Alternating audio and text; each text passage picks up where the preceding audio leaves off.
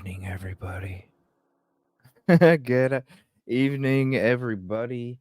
We're gonna get right into the show here in a minute, but I'm gonna say hello to everybody. Thank you for joining.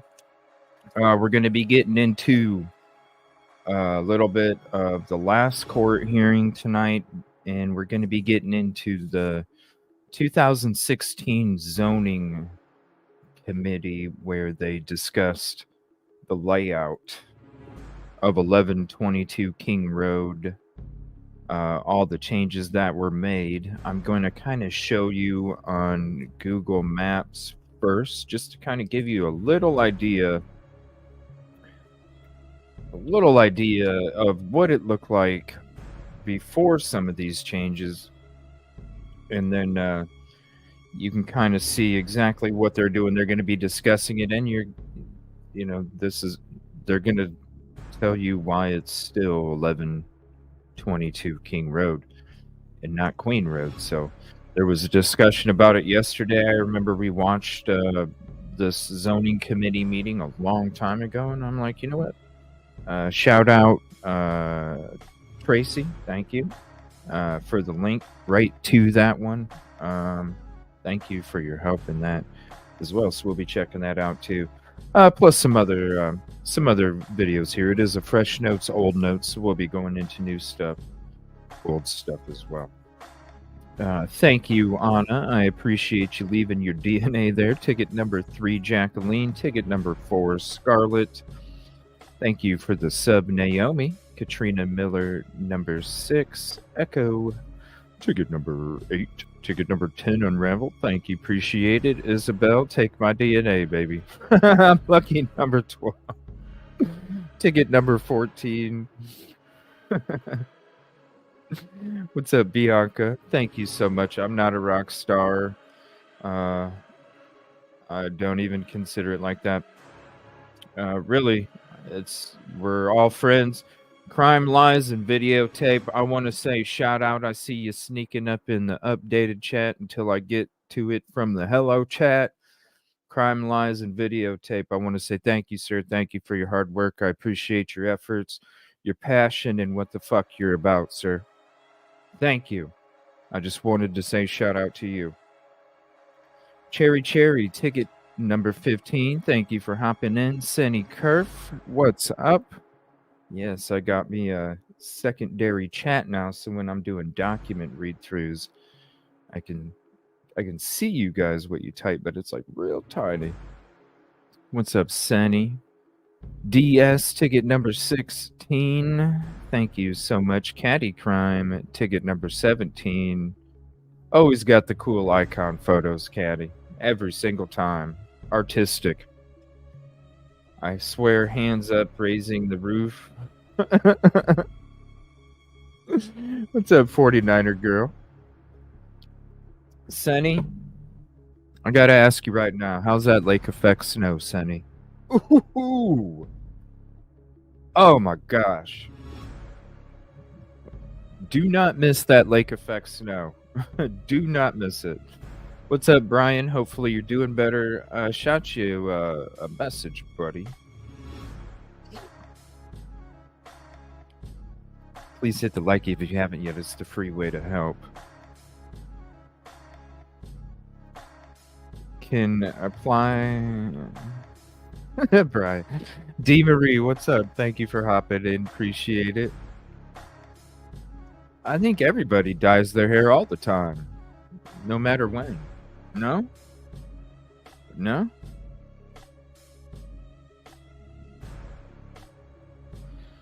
Yes, good evening, Echo. Thank you, everybody, for hopping in. What's up, Wizard Walt? Thank you for hopping in. Appreciate it. Appreciate the sub, Sam Hall. Thank you. Thank you so much. Mark and Betty, ticket number 22. Thank you. Thank you. Thank you. Yeah, I don't want you to get too bored with this zoning meeting, all right? It's going to be a lot. It's old. It looks boring. Just, it's like an hour. Trust me. You just gotta listen. Ooh, this thing fell out again. This thing is always falling out. Maybe I'll just go without it. But ooh, how'd the MRI go today, Brian? Hopefully well. No, we're gonna be watching some of the previous court hearing, and then we're gonna be watching the zoning meeting. What's up, Miley? And then we're gonna be getting into some other videos throughout the night. Took me 20. Aw, poor guy. I like that message, Cherry Cherry. That's pretty cool. You got the video camera, the magnifying glass, the camera, the laptop, whatever that thing is. I don't know what you call it, and then popcorn and tickets. I like that. I need to have like some kind of updated. I always wanted to have like a late and like a 80s type layout. I don't know. When we get there, you have the most soothing voice. Thank you, Sarah. I appreciate that. What's up, Yoli? Yoli, let me know if you want to hop up because we are going to be talking some court stuff. Thanks, Sarah. Right? Bedtime stories. Ticket number 30. Oh, thank you, Crime Lines. I appreciate that, sir. Thank you. Do you know, CJ, when you were going to... We need to. Man. We need to. You know what? I won't be... Let's do this. Let me see. Tomorrow's Wednesday. We're going to be doing...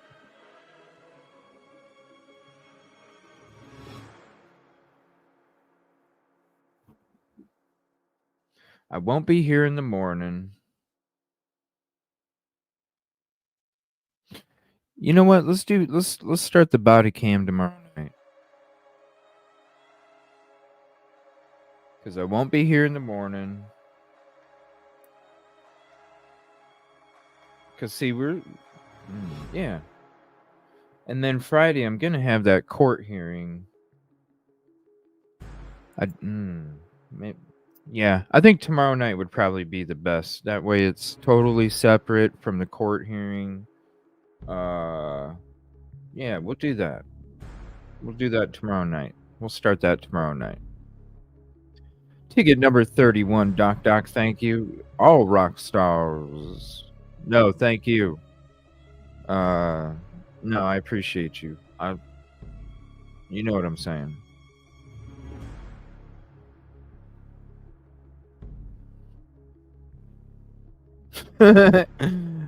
Worth over $2 billion? I don't know. The ticket numbers. The ticket number is your like number. So if you come in the show and you hit the like button, the number of your like is your ticket number. It's like as soon as you come in the door, you take the ticket, and then you know, ticket number. All right, we announce you. We're here to serve you. What's up, Rolo? Really? I know it does, doesn't it? How many inches did you guys get? I saw you guys got pounded. I was like, oof. Something about not... I wasn't asking about Facebook. I wasn't asking anything about Facebook, Brian. So I didn't know. I didn't know if you got my I didn't know if you got my other email because I'm like, well, it didn't have nothing to do with Facebook. So let me know. I'll send it again if I have to. Yeah, right? Oh, that frickin' lake effect. Woo. It ain't no joke. What's up? Movie take. Yeah, there you go. Movie take. That's what we got. Ooh, salted peanuts. That sounds so good. Yum. Sounds so good. Oh, thank you, D. Marine. Nice. Did you really? Crime Lines? You want to hop up tomorrow night? Let me know if you want to hop up with me tomorrow night when we go into it. If you want, let me know. I think that'd be cool. What's up, Crime Talk? How you doing? Thank you. Appreciate you. We need to check out your stuff too. I'm not sure. Hopefully we can get into it. I wanted to get into it earlier. We're so backed up, everybody. I mean, the stuff that we're getting into tonight was supposed to already get into yesterday morning. We're kind of backed up. But we'll go ahead and start that body cam stuff tomorrow night. So why not? All right. So let me see here real quick. I'm gonna play something from our buddy Harsh. Shout out Harsh Reality. And we're gonna play a couple small videos, and then we're gonna go ahead and get into this zoning meeting because I'm ready to watch this. I've been wanting to watch it again since we started talking about it. And I can't wait no more. So we're doing it. We'll go ahead and get that going. Thank you, everybody, for hanging out. Appreciate you. Hit the like if you haven't yet. It's the free way to help. And thank you for being a part of this community. Appreciate you. You are all well. It's Tuesday. I think it's... Yes, it is. Yes, it is. It is. And you are looking amazing, by the way. Obviously, more amazing than I feel.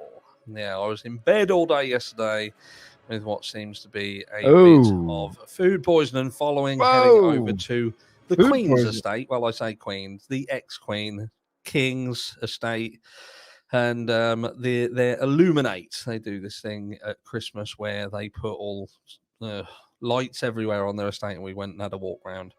And part of that was to get some food. I ate some food and subsequently felt like I was going to die. But anyway, onto a different kind of meat and potatoes as we talk about one last time I'm doing this. I ain't talking about this anymore because it's bugging the shit out of me.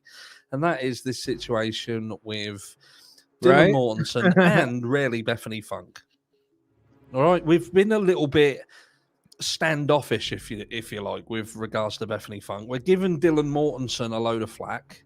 We're sort of going in on her quite hard, but at the end of the day, Bethany Funk is in exactly the same position. I think the issue we have with Dylan Mortensen is that Dylan Mortensen was the person who sort of came forward eventually and became a witness.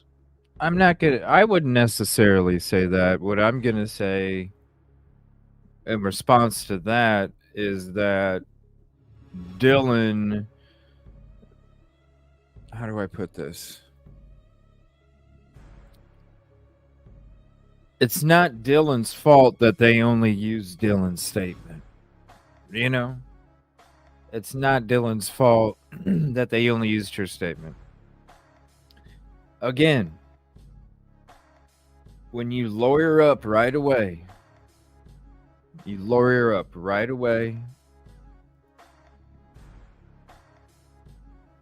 there's a huge freaking delay in a call for first responders. So the last thing I'm going to think is that these witnesses are going to be descriptive as shit. You done lawyered up. You waited a long ass time to call anybody. I don't think you're going to be really... I really just don't think you're going to be talking a whole... that's why I came to the conclusion... I'm thinking it could be suggested questions. When you look at the same type of verbiage in a different part of the PCA, and it's like, okay.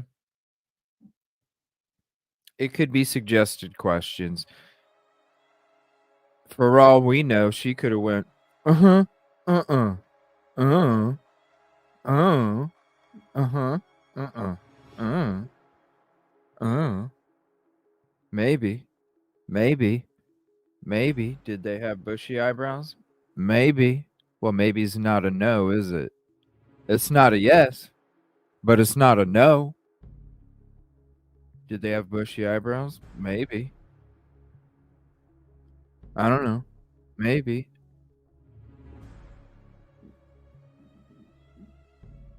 Or it could have been like not even want to be talked to.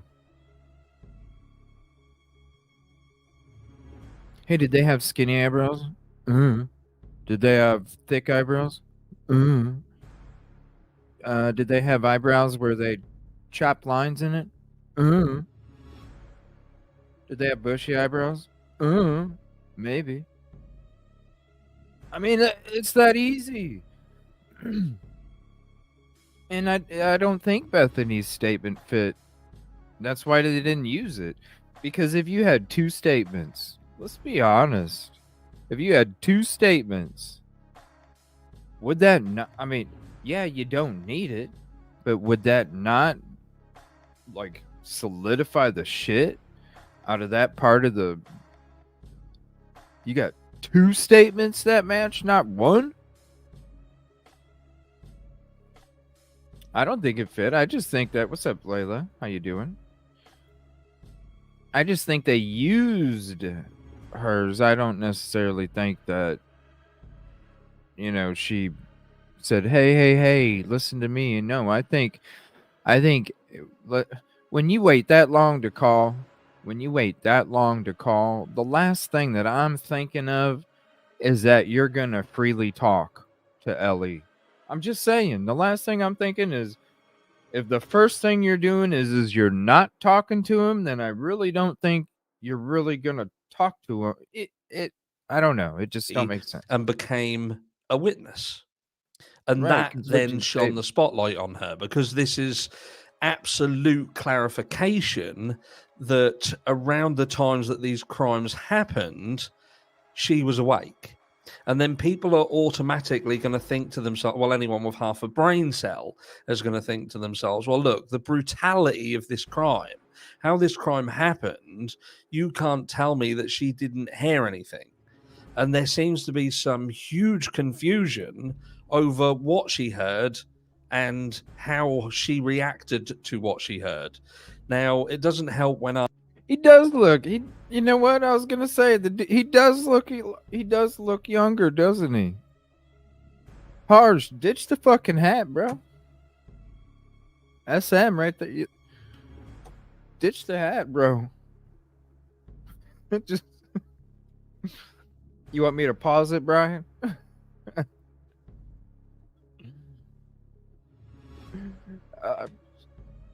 You know what? Hey, we haven't done a poll in a couple days. Let's do a poll.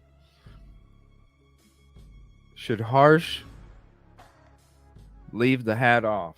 And I'll put that for the poll question. Hold on 1 second. Let's do a poll question. Why not?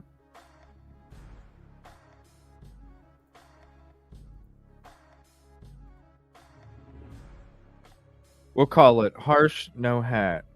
And then you type yes if you want Harsh No Hat. Type no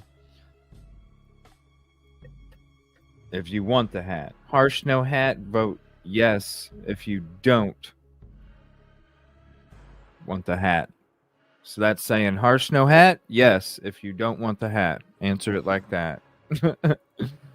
You look young, man. Such as the Howard Bloom article comes out and says that the two girls were texting between one another. That looks terrible. Now, no matter how much people want to stick their head in the sand, that looks terrible. It looks terrible when you think that they have the ability to communicate. So not so much frozen shock phase, but actively communicating with one another. But yet they can't communicate in order to obtain help. Now, I touched on something yesterday, and it was just perhaps they just didn't care enough. And do you know what? That seems to be the mentality of many young adults today. Just there is a lack of empathy. It is about self-preservation. And perhaps that is ultimately what this was. It was simply self-preservation. But what frustrates me is these ivory tower people who then come in like What's up, Deborah knights Lynn? on horses. I forgot what knights journeyed about on just then. And try and stick up for these people. They'll stick up for them and be like, you know, they haven't been found guilty of anything. You're attacking them. You're stalking them. It ain't stalking.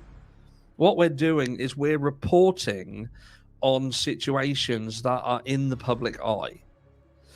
Around the time that Dylan Mortensen was out partying with friends, sorority sisters, and having a jolly good time, her family claimed that she was not doing that.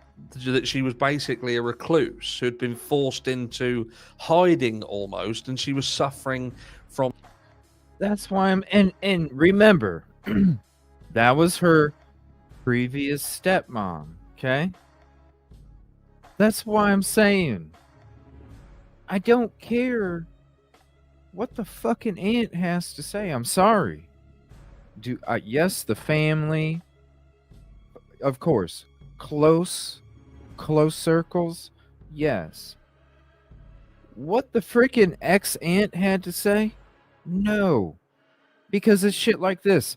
Just a few days ago, we were reading something, an article from her stepmother, right? Just a few days ago, we were reading that. And then look, all of a sudden, a couple days ago, boom. A little dancing and, that's why I'm saying I don't, whether it's extremely positive, extremely negative, it's dangerous either way. Because I don't know if this dude's guilty as shit or innocent as hell. I don't know. But I'm certainly not going to try and sway it one way or the other when one way or the other might not be it. And that's exactly what it is. You read an article a week ago, and all of a sudden, boom, this little TikTok thing drops, and it's like, well, wait a minute. And then all of a sudden, it's this huge conversation. And it's like, number one, she should be able to, she's not in no court of law right now, I would hope that somebody could rebound. That's a tragedy. I hope somebody could rebound as a friend, losing somebody that you care about.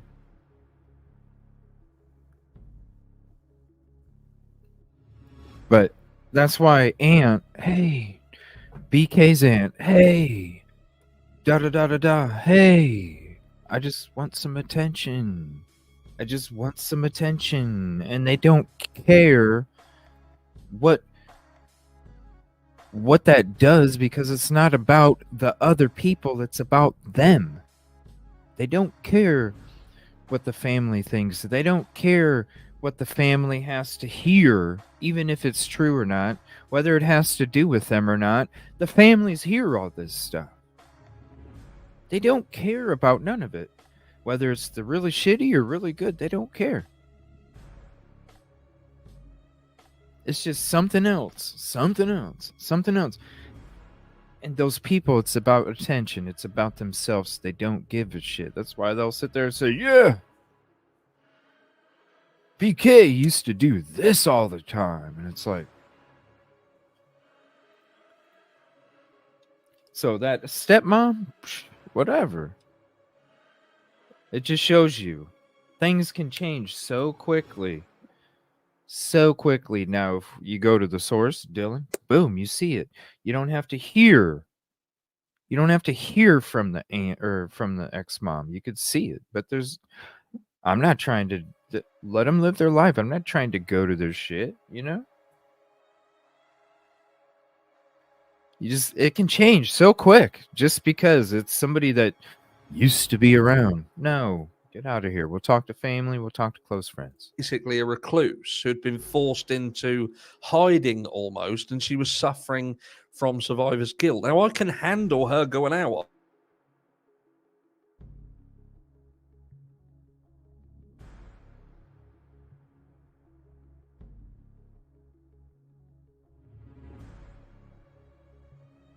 Koberg, or it includes Bethany Funk. What the hell? Did this thing just cut out? What the hell? It's like it just cut out. Don't know 100% what any of these people around this crime deserves. That includes Brian Koberger, it includes Bethany Funk, it includes Dylan Mortensen, it includes everybody around this crime. And yet,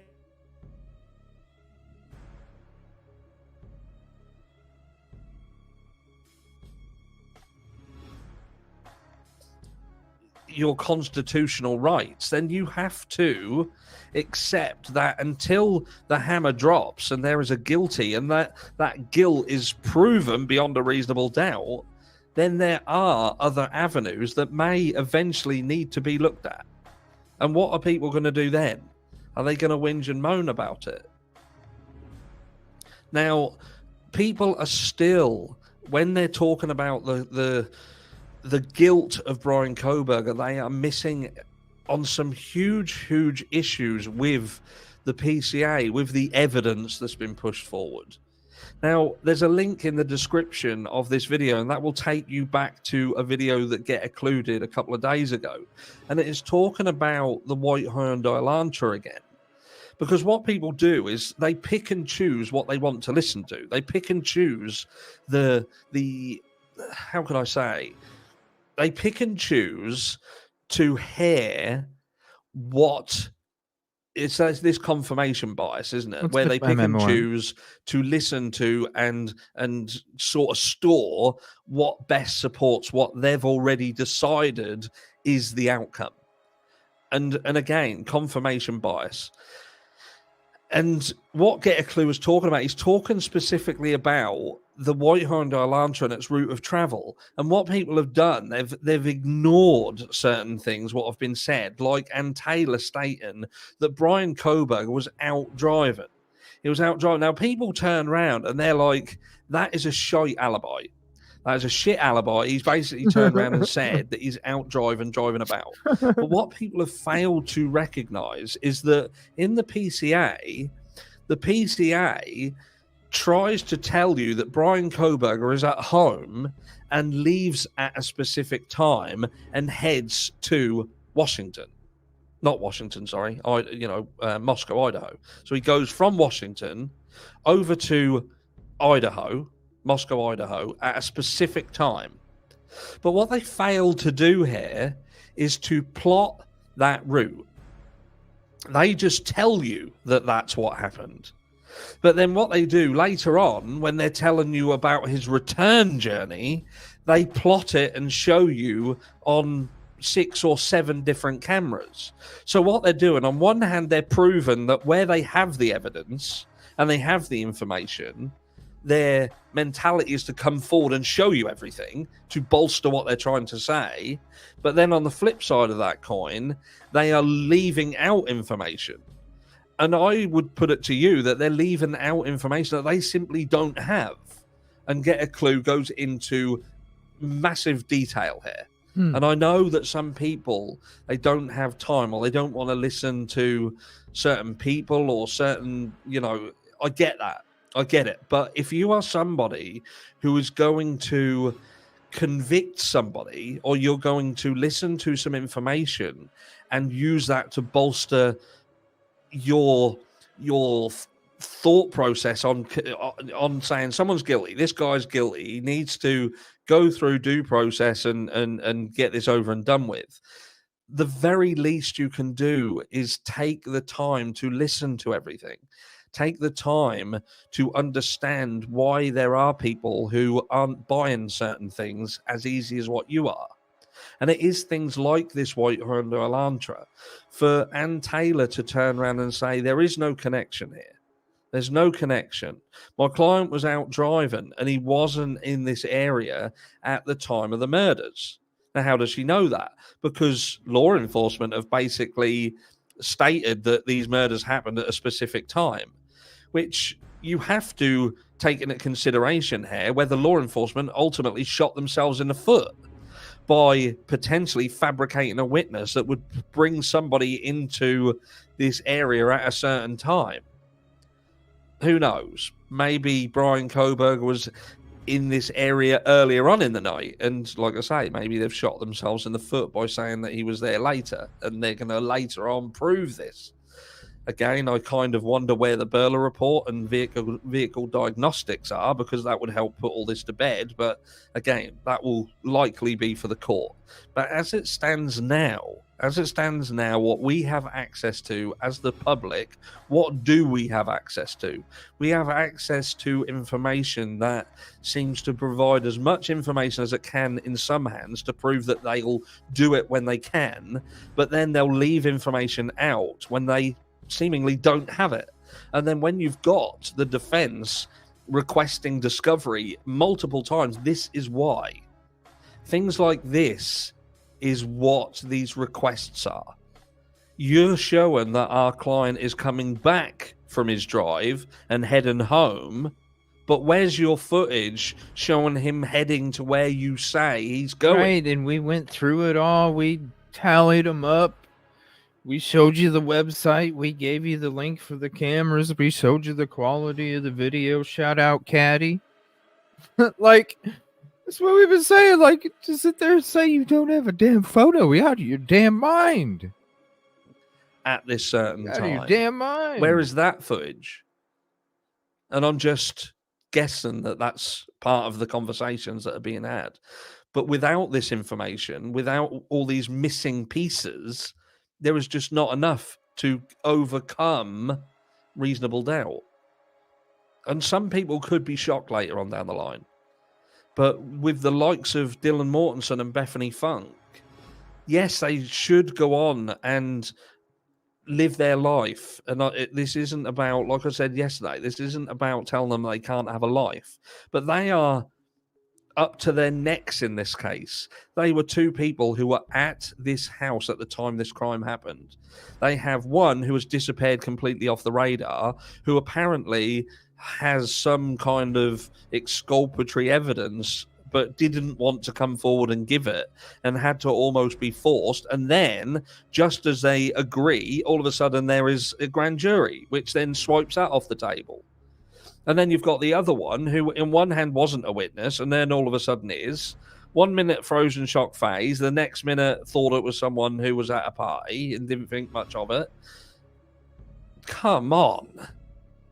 How can you sit there and not feel that there is something amiss here? Let's not forget, at the moment, Brian Koberger is being vilified, attacked, character assassination for crimes that he may or may not have committed. He is yet to be proven guilty. But these two girls who are at this house, they are apparently off limits, but we know that they committed a felony in failing to report what happened here. And you can't have your cake and eat it. Either they were messaging one another, they were awake and compos mentis and failed to report it, and instead called people over instead, or they were fucking fast asleep and didn't know what was. Or they, I don't know, couldn't get a hold of the president yet. Because, you know, plan of action, maybe. I don't know. Couldn't get a hold of the president.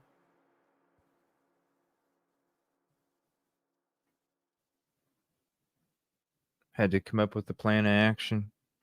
That's why the friends came over. They were there for a while before anybody was called. It takes time to come up with a plan of action. You got to leave the door open. You got to leave the sliding door open, because you got to be able to go in there to come up with the plan of action. So you need to be able to go in and out. So you know, you got to have the door open. That's why the door was open. They couldn't get a hold of anybody until 9:30, 10 o'clock in the morning. Nobody was up. Nobody could get up. Wake up, man. Wake up. Wake up, dude. Wake up. Wake up.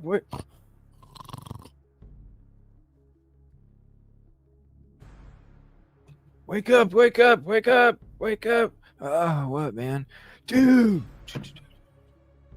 Whoa, whoa, okay. Oh, boom. I'm just shocked that Ellie didn't know how many was out front. How you know? How do you not know? So there's a couple videos I did. I'm going to share those with you. We're not going to watch them. If you go to my video section, and I'll just drop that link, you can see are the IGG docs and chain of custody secrecy because of the Brady Giglio is somebody's name on that chain of custody that's in the Brady Giglio. That was one of the initial chain of custody when it comes to the sheath. And is that why we still don't have a chain of custody? And then the 8-hour delay is Sigma Chi the reason why.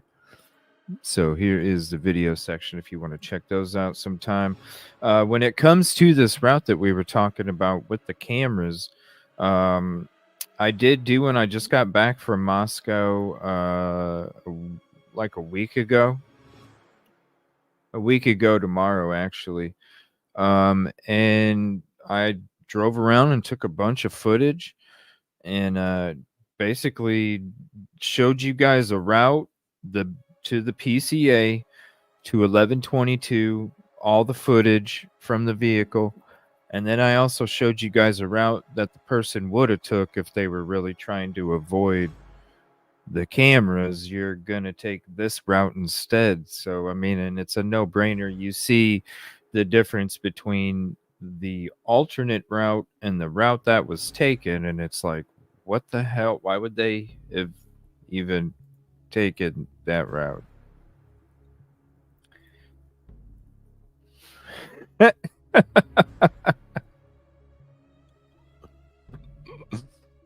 I'm telling you.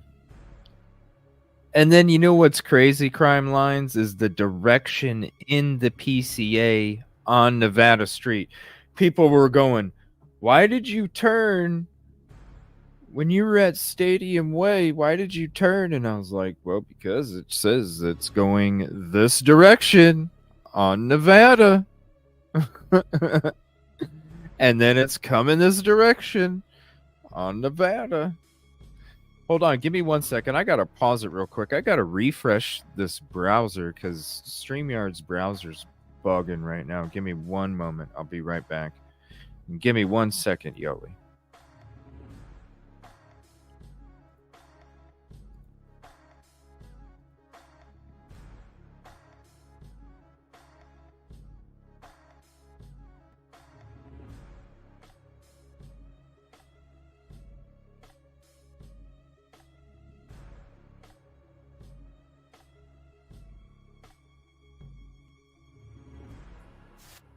All right, there.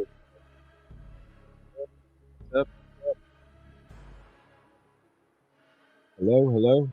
Oh, hi. Can you hear me? There we go. Yeah. Sorry. Okay. Refresh it. You sound muffled. Hold on. Yeah. Okay. There, I hear The you. browser's going nuts. All right.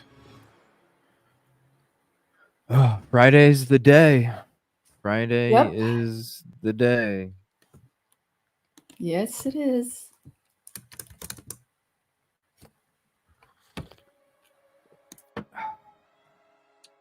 All right. Let me see here. I'm going to see if there's something else I was going to show here. And then we're going to get into the meeting? Yeah, the zoning meeting. Let me see here. Charges.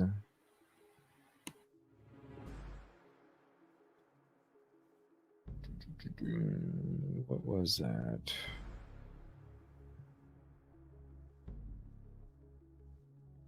I was watching. Where'd it go? I was watching this episode this morning.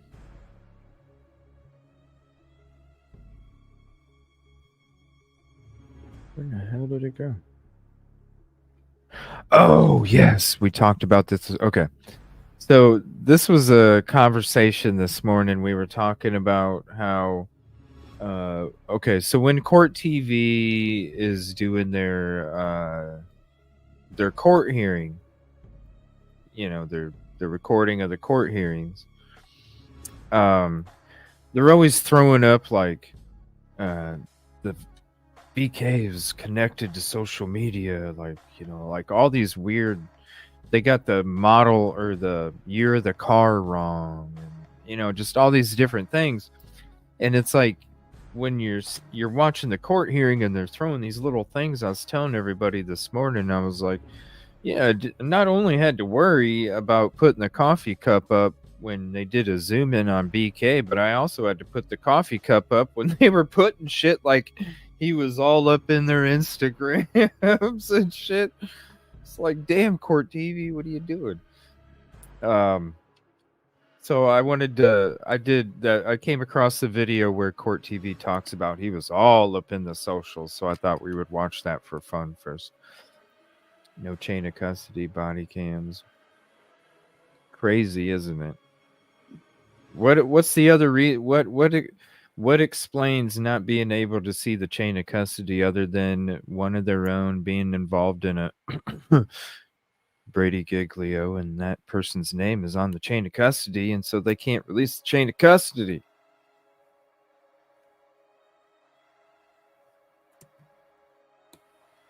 Yeah, the hearing is where this December 1st is when they have to produce whatever it is they have in terms of the IGG. Yeah, what they were supposed to do in the last one. Right. But Bill Thompson didn't have it all. So the judge said he had until December 1st. So we'll see. We'll see what happens. Like Vinny says, if I'm in Vegas, I'm putting it all. I'm putting it all Yeah. that they ain't gonna have it. That they ain't gonna have it. It's gonna be delayed. That's what I'm thinking. It's gonna be delayed. Seriously though, they had this chain of custody. It already started with when they noticed the sheath and picked it up and collected it. Boom, name number 1 right on the paper. But what I'm saying is if you get not only from name number 1, but you get all the way to where his name leads to a tip, to where you're putting it on the PCA, to where you're arresting this man. Yo. I mean, there's got to be some chain of custody. And to say that you have not been able to provide any part of that chain of custody since December? yeah. There's only one reason, because somebody's involved in an investigation on that piece of paper. I don't even understand it. It's microscopic material. You would have to have. You can't just be sending it FedEx. No, what I'm saying is one of the first. I'm thinking the first, if not one of the first. This is just my opinion, and it says speculation at the bottom. I'm thinking the person that touched the damn sheath is the person that's under the Brady Giglio shit. And they're under that because they were falsifying shit. So what happens to the sheath? How come you can't release records of training? Because then you're going to see that somebody probably had the whatever, the crime scene collection or whatever, the qualifications or whatever. You'd have to go through some kind of training or program or something. Huh. Yeah, that makes sense. Makes a lot of sense. When a nurse can help some dude, and then this nurse goes to a crime scene and that dude's DNA ends up on the victim of the crime scene at the yeah, like damn straight. Who knows? Maybe BK was supposedly out there that morning, right? Who says that somebody didn't interview him, shook his damn hand, went in there, and then was like, all right, it's time to collect this. Flipped it open, looked at it. Boom, it's on the bottom. So I don't think they're gonna. I hope. So, Do you still do I do still you what? think that they're gonna drop some documents, or do you think they're gonna what do you think is gonna happen Friday? I don't think they're gonna bring anything. Well, You think they're gonna have something? somebody in chat just wrote that it's not on the website, the hearing on December 1st. Maybe it's not a hearing, it's just a deadline, right? So that they can turn over the IGG stuff. I thought it was a hearing. I thought it was too. A deadline and a hearing. Yeah, the Yeah, that's what I deadline is thought. to show back up to court with the information. Deadline? What?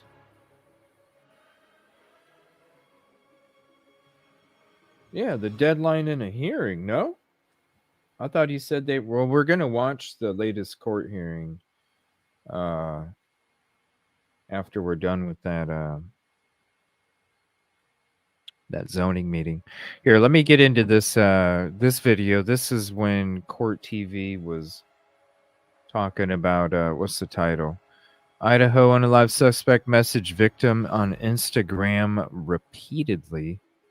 This is from January 18th. Hey, Brian. How you feeling? How you feeling, Brian? Why did you do it? Are you ready to go to Idaho? Why did you do it? Last time in Pennsylvania, Brian.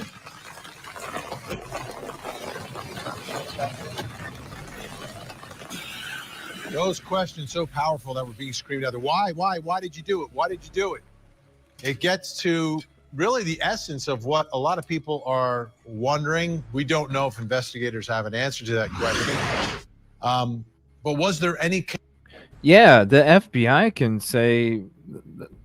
That's what I was saying. Is the only thing that makes sense is the only reason they couldn't release it is because that there's not going to be... It's not going to be somebody else that would be holding up them releasing the chain of custody unless it was one of their own that was being investigated, because there's no other reason a chain of custody would not be able to release as being part of another investigation. It doesn't make sense. So the only reason that makes sense is that it's because it's one of their own that's involved in an investigation. That's an active investigation. So yeah, they could literally say like, no. And then it's up to the DOJ. The DOJ makes the final decision. Does Judge reach out to the DOJ then? Or how does that happen, Yoli? Do you know? No, I don't. Judge have to be the one? No? No, I don't. But I think whether or not they have the information is going to have some bearing on their motion to dismiss for prosecutorial misconduct. Say that again? Yeah. So there's still that motion. Can you hear me okay? Yeah. Okay. Okay, so what I'm thinking is that this, whether or not the prosecution or the FBI has the goods, the documents, is going to have some bearing on the motion to dismiss that is still pending before the court. Because remember, there's one that hasn't been ruled on yet. Right. And yeah. So I think that maybe once the deadline comes and they don't have it, I don't know, maybe it might affect his ruling, and he might say, well, this goes to probable cause, and this was the additional probable cause that you needed in Pennsylvania or whatever. And since you don't have the chain of custody, you don't have anything, and you don't have anything else of substance, then maybe he'll toss it out. But I don't know. I don't know. Yeah, that'd be too drastic. I think that'd be way too... He takes his time. Anyway. He does. He takes his sweet ass time. But I understand. You know what I mean? This shit is... When you make the decision, it's done. I totally get it. I'd take my time too. Especially with what this whole case is going to do in the future. I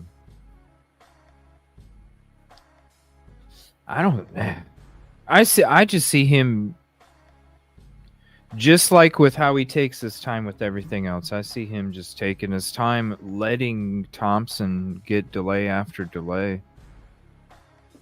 Maybe in February or however long until it takes, where they're like, all right, we're not getting it until it gets to that. Then I see him doing that, like what you were saying, where he's just like, right, look, like you should at least have the first page of the binder, the page Yeah. that goes inside that clear sleeve on the front of the binder, not even inside, right on the damn front, your chain of custody, so it's shown right there.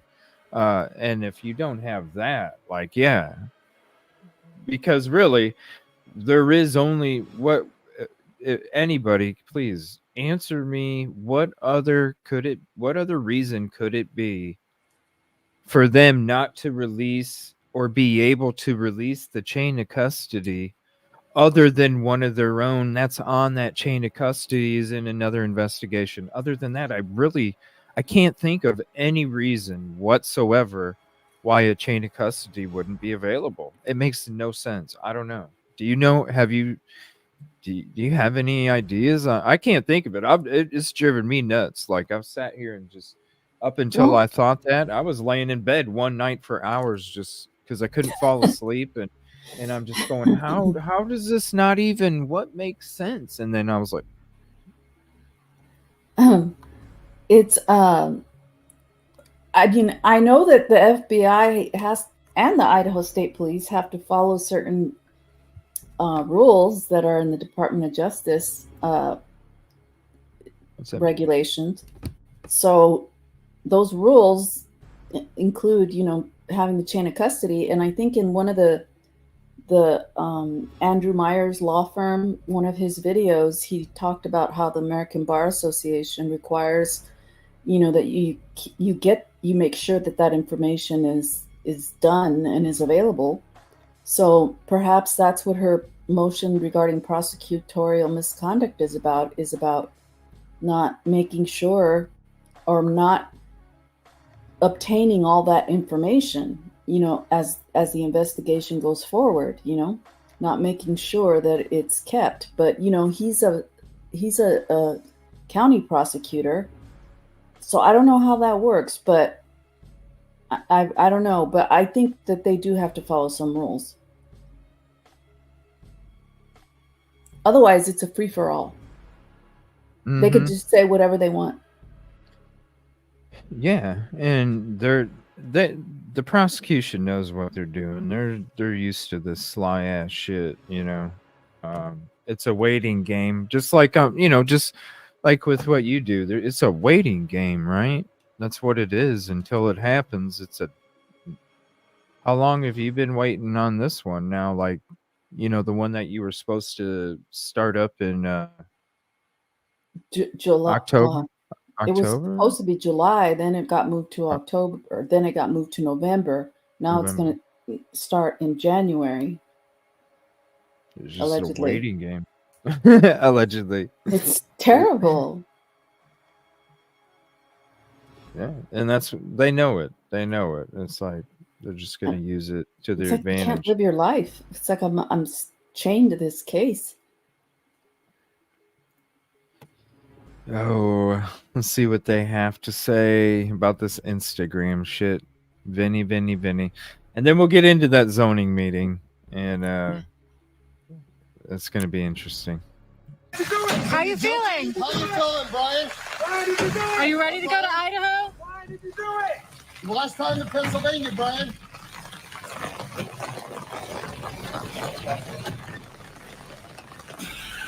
Those questions so powerful that were being screamed out there. Why did you do it? Why did you do it?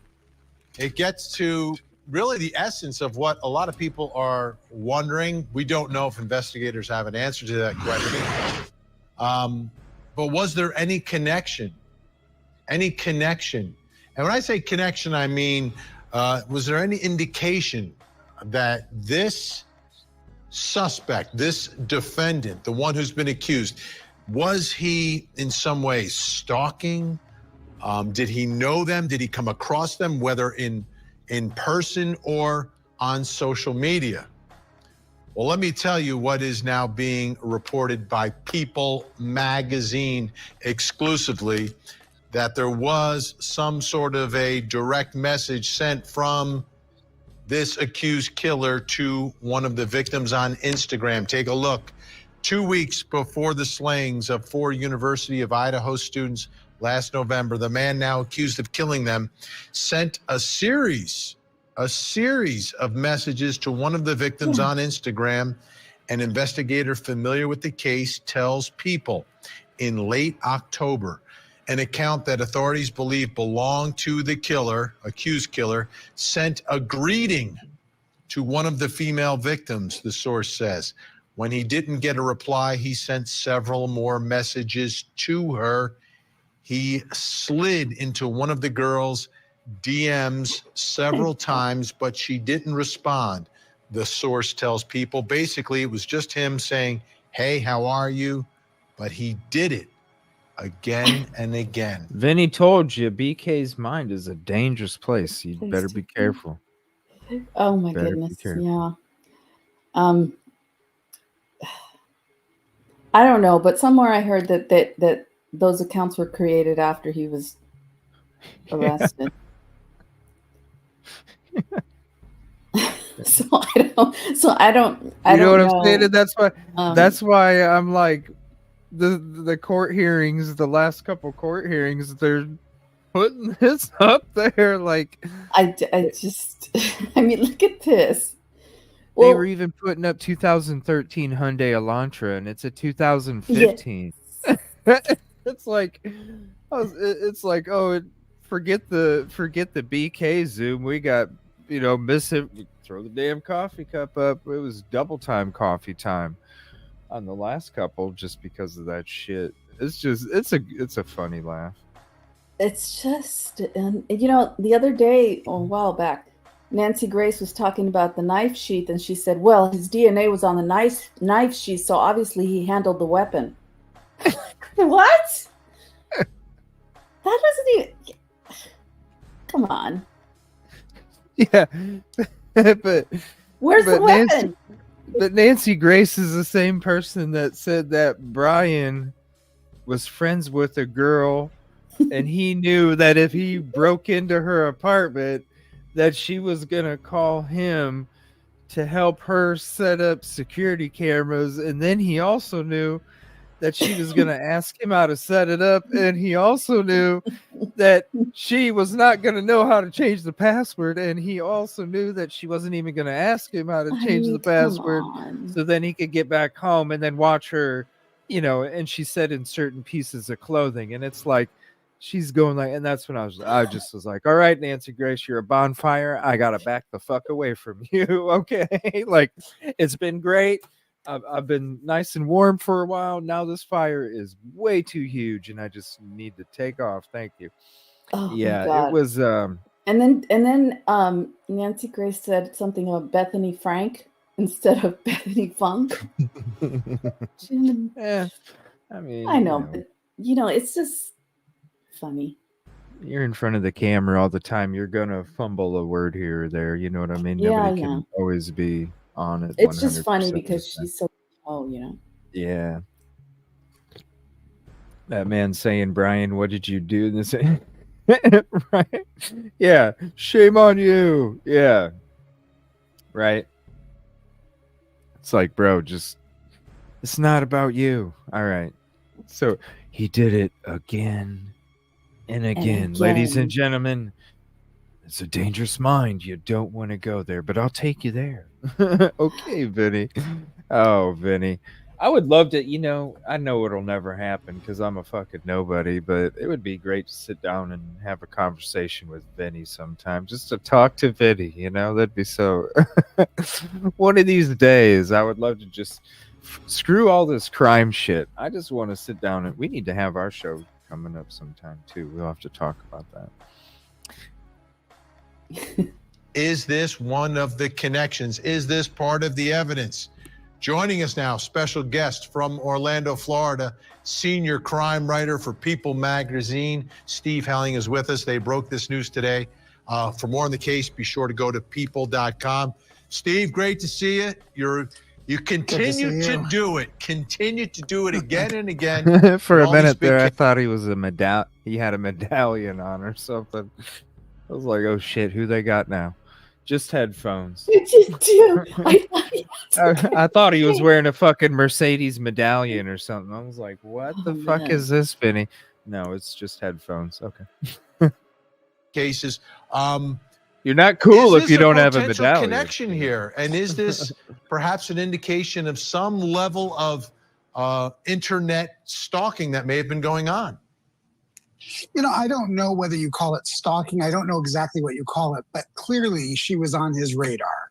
Clearly, you know, he knew who she was. He knew where she lived. He Clearly knew he knew that. her.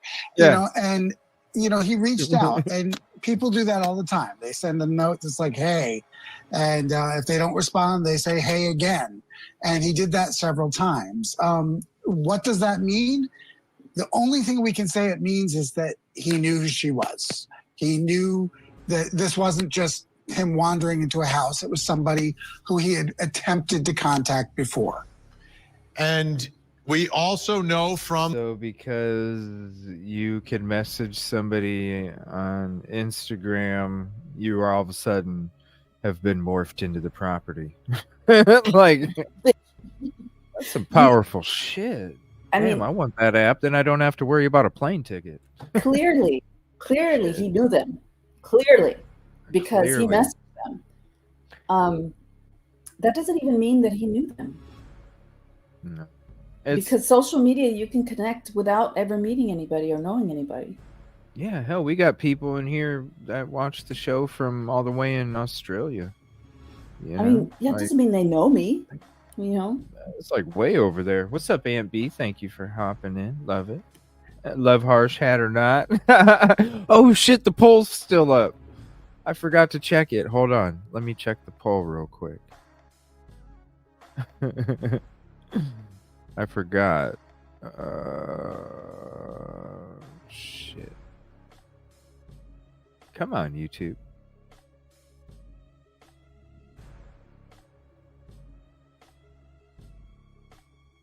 I hate they updated YouTube, so now when you want to go to your own channel, you have to like click on this little hyperlink thing now, and it sucks. All right, so the poll 77. I know 77% no hat. I know he did. He looked a lot freaking. He looked a lot younger, didn't he?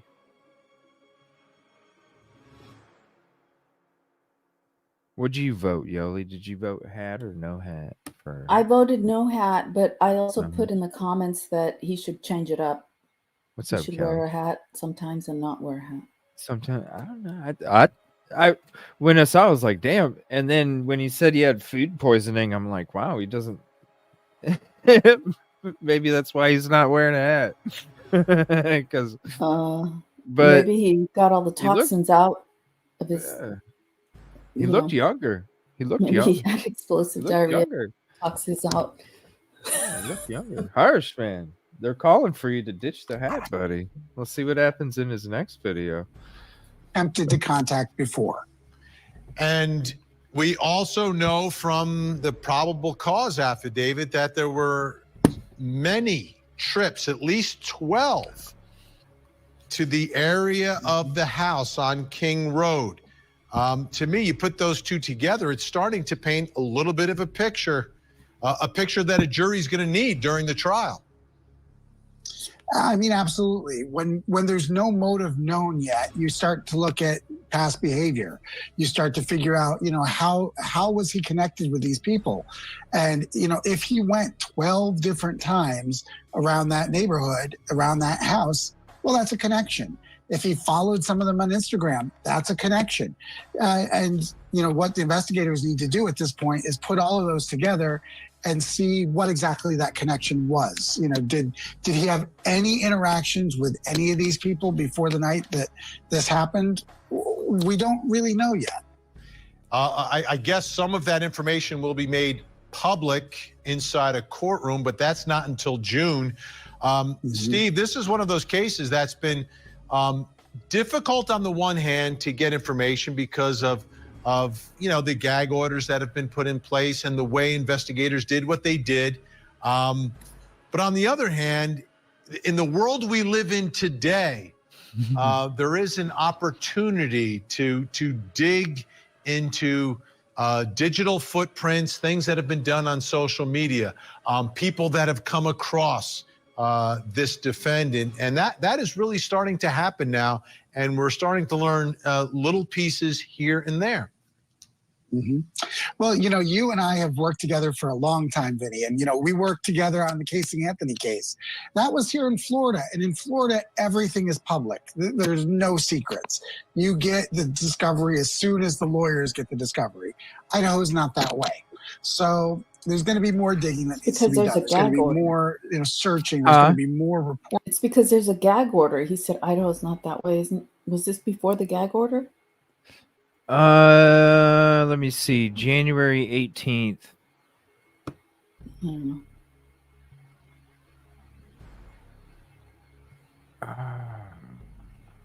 That's a good question. It's okay. We don't have to figure it out now. Oh, that's a good question. Reporting that needs to be done. Work together on the Casey Anthony case. That was here in Florida, and in Florida, everything is public. There's no secrets. You get the discovery as soon. Well, I know they said that they couldn't release the PCA until he was in Idaho custody. That's why it didn't get released until the 5th.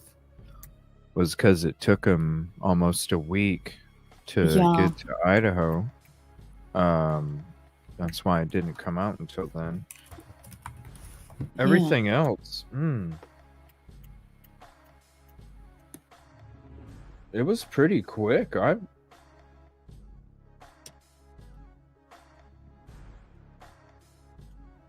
That's a good question. Who does the lawyers get? Whoops. That's a good question. Well, you know what? I'm just wondering because they're talking about social media posts, and I think the person who found the social media post was the sister of Kaylee. And I'm just wondering if... Yeah, she had mentioned it, but they don't know. They didn't know if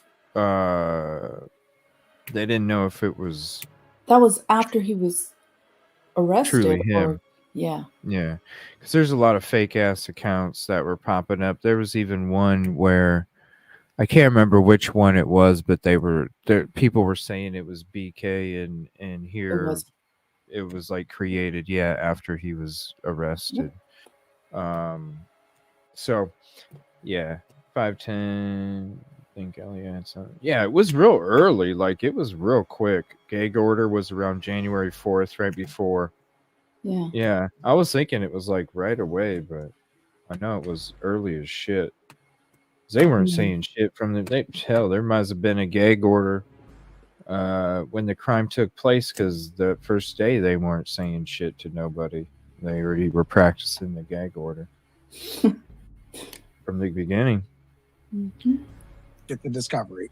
Idaho is not that way, so there's going to be more digging that needs to be done. There's going to be more, searching. There's going to be more reporting that needs to be done for us to start to figure out really what's going on here. This isn't going to be a type of thing, as you remember, that suddenly we get 500 pages of evidence. That's not how this is going to be. When things happen in court, we're going to be in that courtroom, and we're going to be learning it along with everybody else. Yeah, Florida, I love the weather, but there's other reasons why I love Florida. Well, I want to put up on the screen something that the New York Times is actually reporting from the defendant's online posts. The suspect commiserated with other users while suffering from a little understood neurological condition called visual snow, in which a person's vision is obscured by scattering dots, much like the static seen on an analog television. This is really an interesting and I guess little known condition. I've never heard of it before this, but I think it may end up playing a big part of this case. Why would he think that? Is he trying to say that that's making him a nutball or something? Why would visual snow? Why would this have anything to like? What is Well, this statement supposed? I have no idea, but they're trying to say That the he's a person's nutball? vision is obscured. Okay, so it's obscured. So, They're okay, trying to paint him out to be a nutball is what they're trying to do. because he has a condition in which his vision is obscured. That would suck. I would hate I to mean, I don't think that's walk around and have freaking fuzz in my vision. That would suck. But like what? This is how they twist this shit. Fresh Well, notes, old notes. they say neurological condition, tall visual snow. Well, Right. let's see. I don't remember what they say after this. Yeah, it's like, so what? Like, what do you? This is really an interesting. This is why this is a fresh notes, old notes, because we're going back and we're seeing. No wonder back then we were sucked in, because listen to the way they talked about all this shit, you know? And I guess little known condition. I've never heard of it before this, but I think it may end up playing a big part of this case. Yes, obviously, all of this is going to go to, what was this guy's state of mind?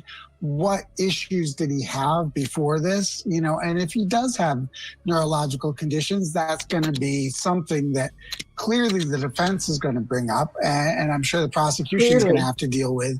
We're putting the cart before the horse a little bit because we don't know what the case is, but we do know certain things about what Mr. Koberger used to say online. They just need to start having more YouTubers up there talking, man. Get the hell out of here. You make no, you're just sitting there agreeing with the host, bro. Yeah. What a spin. Yeah. It's gonna hold a lot of weight. For what? For what? Know. If anything, that's saying that his vision wasn't as fucking good as what you're saying it was. You know what I'm saying?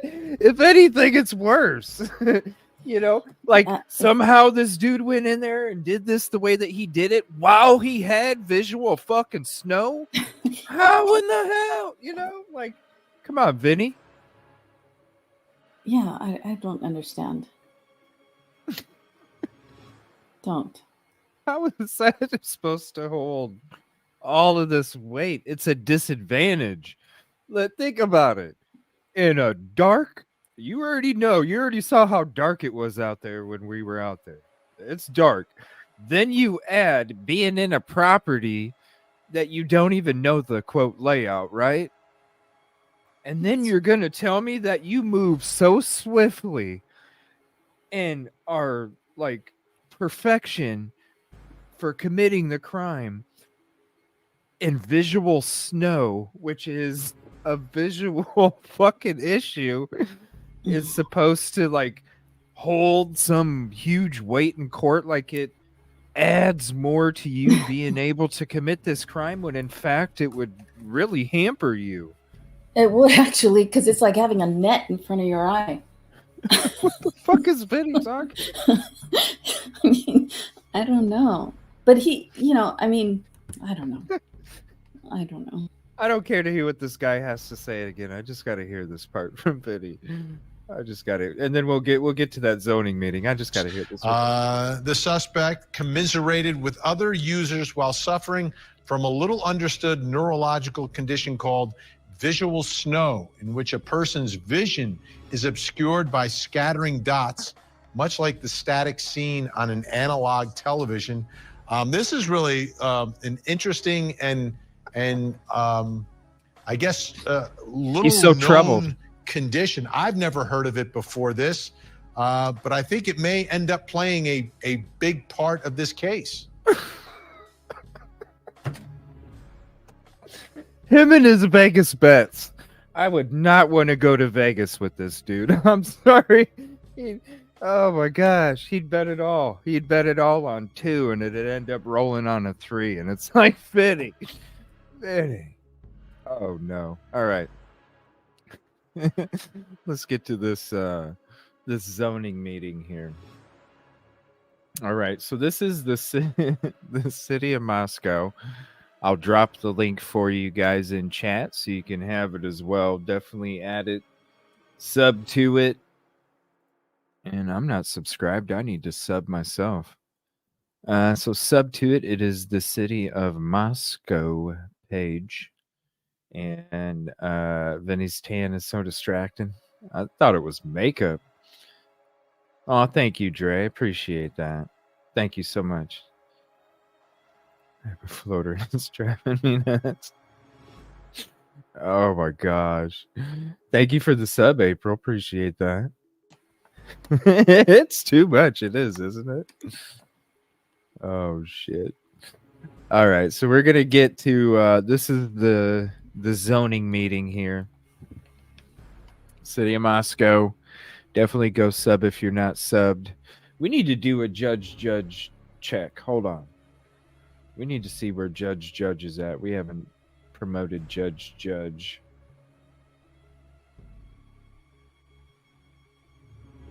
Where did it go? Judge, where's he at? 5.22. So if you're not subbed to judge, and yes, somebody did type in earlier in chat. Yes, this is where the court hearings will be streamed. Is on this YouTube channel. Definitely go sub to Judge. I was ticket number 348. And look at that. It's at 5.22. Gorgeous. I'm surprised it's that low. Those first couple days, we promoted the shit out of it. It went from a couple hundred to over me. Can you chat on there? I highly doubt it. They're probably going to have it set up to where it's streamed, but comments aren't allowed. Whether it's on the video or during the stream, I highly doubt comments. Can you imagine? Yeah, if no. Comments were allowed. Jeez, objection. Yeah, there's no way. Yeah. Because if something was on their chat feed, they could get in some sort of trouble, I would imagine. So I don't see them. It's not going to be, like people were talking that first day, he's going to be making money and this. It's like, no, it's not going to be monetized. No, you're not going to be able to do none of that. It's just for the people to be able to see this case. Cause I think he sees some of the bullshit in front of him, even though he can't be totally honest. He's got to be biased. So I think that he sees some of this bullshit that's going on, and I'm thinking that that's why he went with the cameras, even though the prosecution and defense didn't want him, because he's like, look, I don't want this fucking foolery to come back on my fucking ass. So I'm having it right here. Thank you, Dre. I appreciate the $20 super sticker. It says "Woo" with the controller. Thank you so much. Oh, that's so cool. The low controller one. Woo, woo, woo, woo. Thank you, Dre. Appreciate that. All right. So this is the zoning meeting, and I'll share the link with that for you, with you too. Give me 1 second here. Where'd it go? All right, here it is. Now this is on 1/27/2016. I was the first like. Please go hit the like on this video. Oh, thank you, April. I appreciate that. Thank you so much. Please go hit the like on this video. Look at this. It's got 1 like on it, and that's it. From 5 years ago, 6 views. Oh, shit. Zoning Commission. You're about to get it up.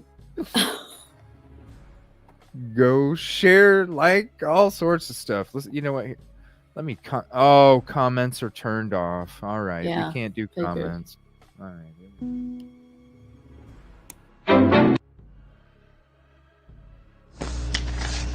Oh! Okay, I'd like to call to order the January 27th meeting of the Moscow Planning and Zoning Commission. What is it with their audios out there? I will chair the meeting. I don't remember it. Being I so don't hard. I don't remember the audio being like this. Maybe it gets better as it goes on. I mean, I turned it down. Watch. First order of business is the approval of, well, That sounds I'm okay. for an hour. All right, hold on. Hold on. You were the first view, my ass. Hold on. Let me skip ahead up to here. Hopefully it gets better. Oh, please get better. presented, say aye. Aye. It doesn't sound as loud. Abstentions? One of the traditions, which is probably not binding, but it's still a tradition, is usually when people It were fixed absent itself. during the meeting in question, Oh! they abstain. Okay. So, Just in case we have something important. right? No, just in case something was in there that you want to disclaim later. Well, no, I did read them though. Yeah. Okay. What the fuck? Okay, we're gonna have to deal with some shitty audio for a second because I need to know what the hell they're talking about before they start giggling. Do you know what they were saying, Yoli, without... I think it was something to do with something that was a tradition to do before they start the meeting, but I didn't quite catch what it was. Okay, because... I don't know, I was just... This audio is freaking nuts. Alright, hold on. Alright, just for a minute, and then it'll get better, I promise. Okay, the next item, approving the minutes as presented, say aye. Aye. Opposed? Abstentions? One of the traditions, which is probably not binding, but it's still a tradition, is usually when people were absent during the meeting in question, they do abstain. Okay. They do upstate? Just in case we have something important. Right. No, just in case something was in there that you want to disclaim later. Well, no, I did read them though. Yeah. I have no idea what that means. This is a weird, awkward meeting It's very- already, and we're like... I remember listening. Yeah, it's 2016, Brian. Yeah, Abstain. 2016. What year? Yeah, 2016. This is crazy. This is creepy crazy. Okay, the next item on the agenda is correspondence. Are there items of correspondence from staff? Nothing from staff this evening. Anything from members or council rep? Nothing. Jeez. Nothing. The next item is the Transportation Commission report. Since I serve on that commission, actually it's a very, very short report. We continued at our last meeting on January 14th discussing artistic bike racks and bicycle route wayfinding signs and bicycle route facilities. One thing that I should bring up, I guess, is that there's a discussion of artistic bike racks. And I think it's in collaboration between the Transportation Commission and the Art Commission to talk about what kinds of artistic bike racks might be put, especially in downtown, and where they might go, and what kinds of rules there might be for what they might look like, and so on. So that's ongoing. The next meeting of the Transportation Commission will be in 2 weeks, Thursday afternoon, 4 to 6 in this room. Next item, open microphone. Since we don't have anyone in the audience to participate in open microphone, this is a advertisement to anyone who might be watching us on Oh, thank television. you, April. I appreciate that. It's a time which we have.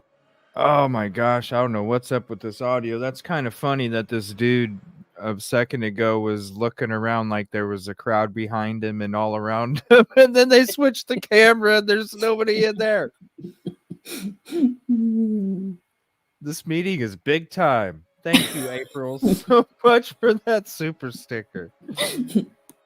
This dude, he was looking around like he was like there's this crowd or something. Like, is everybody in agreement? Is there no, okay. They turned around. No. Oh, I don't know what's up with this audio, why it keeps doing that. It must be some kind of short in the cord or something. I don't feel like there's anything wrong with the audio on my end anyway. Oh, it has like this boom. It's like, oh. Maybe it's the No. conditioner. No, that would Each be meeting- bad. Oh, I hope it's just me and not everybody else. I hope it doesn't do it to you guys too, because man, it'll be cool and all of a sudden, boom. It's like, oh shit. The heater.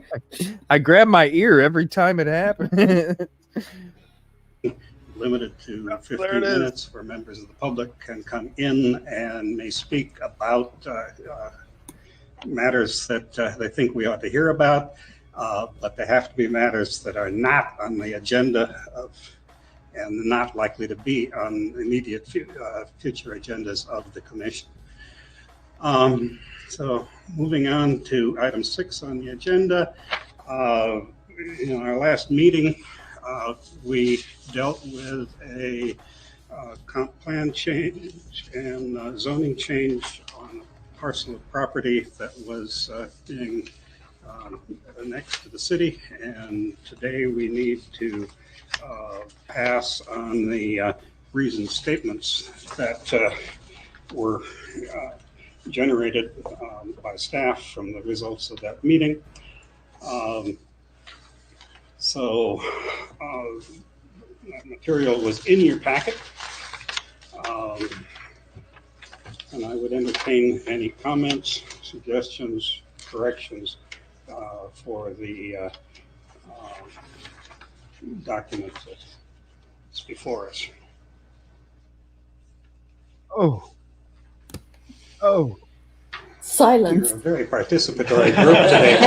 You hear silence there? You don't hear a No. What I was referring to is that he opened it up and it was him. silence. Yeah. Okay. Nobody said anything. I'm jealous. I'm over here like my eardrums are getting blown out. Yeah. I feel like that guy in the Maxell commercials where he's sitting in that chair and his hair's blowing behind him, like boom. Oh, Yeah. What's up, DMC? Yeah, and then he says this is a real participatory group. Because nobody said anything. It's like awkward. He is kind of awkward though. He's making some weird jokes. It's probably the opening joke that he made about that they're upstate if they're not at the meeting, like the guy in the blue shirt here, he kind of looked at him and he was giving him the same look, really. He was like, what the hell did I just sit down to? Brother Claus. Oh shit. Does anybody know the date before this one? I'd like to watch that one in a future show if anybody knows the date that they held the meeting about this property before this one here. This internal audio? No, it's not internal audio. It's it's got to be something in the air, because whether it's court TV or this, you get those. It can't be me. I don't hear that. It can't be me. Whatever, Yoli. I just don't. Creepy Claus. Yeah, making shit up. Suggestions. Oh, here it is again. For the document that's before us. This is crazy. You're a very participatory group today. We're just stunned by the amount of literature that Michael's been able to. What was a fairly simple issue. One question I had is whether it makes any difference that there is in fact no change in proposed use that is likely to result of these actions. Perhaps it doesn't make any difference because we're probably dealing with possible uses rather than actual uses. But What? any response to that, Michael?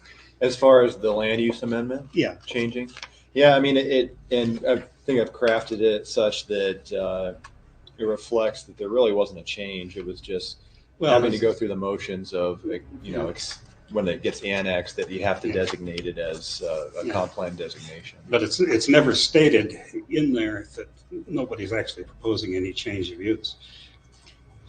Never stated directly. Than what it currently is. Yeah. And maybe, as I say, maybe that's irrelevant. Yeah, I guess it, underneath the future rezoning of that property would allow whatever's allowed underneath that zone, right? Which it could technically change to at a future date. Yeah, I guess I just wanted to emphasize that point that we're not talking about any change in use. Changes in use are possible under what we agreed to last meeting. Although I suppose if it's still consistent with the comp plan as amended and the zoning, that would be right. That's fine. Yeah, but that is something that we have to pay attention to, is that we're okaying a potential different use of the property. Right. Even though nothing is going to change, but that's by approving it. As we would in any annexation. Then, in case you didn't see, this was a small piece of land that wanted to come into the city to be What's up, Nina? available the use of city water. So Yeah, I kind of watched the video at the Slurping River, and it was almost right there anyway, and seemed sensible. So are we? That's a good question. Is that the owner? You mean the guy in the blue? with the small world? No. That's where the LLC was registered. Oh. This would be the owner. I think it is. No? Is the owner sitting here? The guy in the blue shirt with the glasses hanging down from his neck?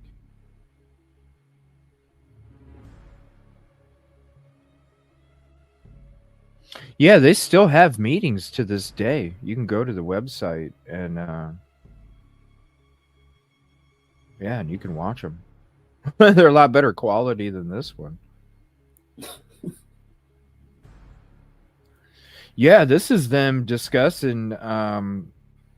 They had to remove the garage in order to get everything approved. Yeah, this is 2016. I know. That's why I was like, man, it's like 1982.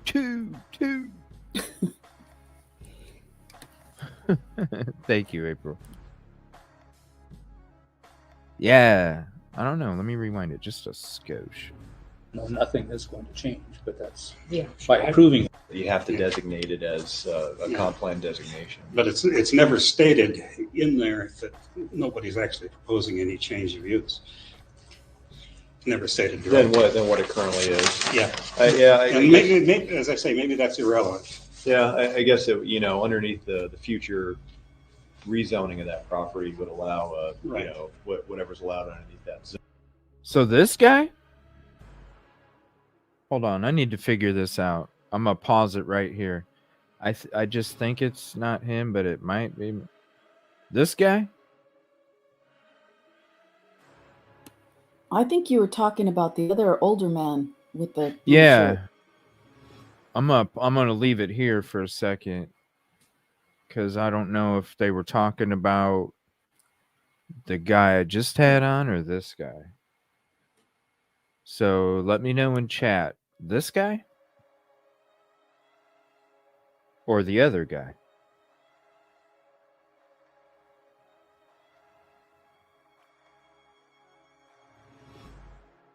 Yes, him, Katrina says.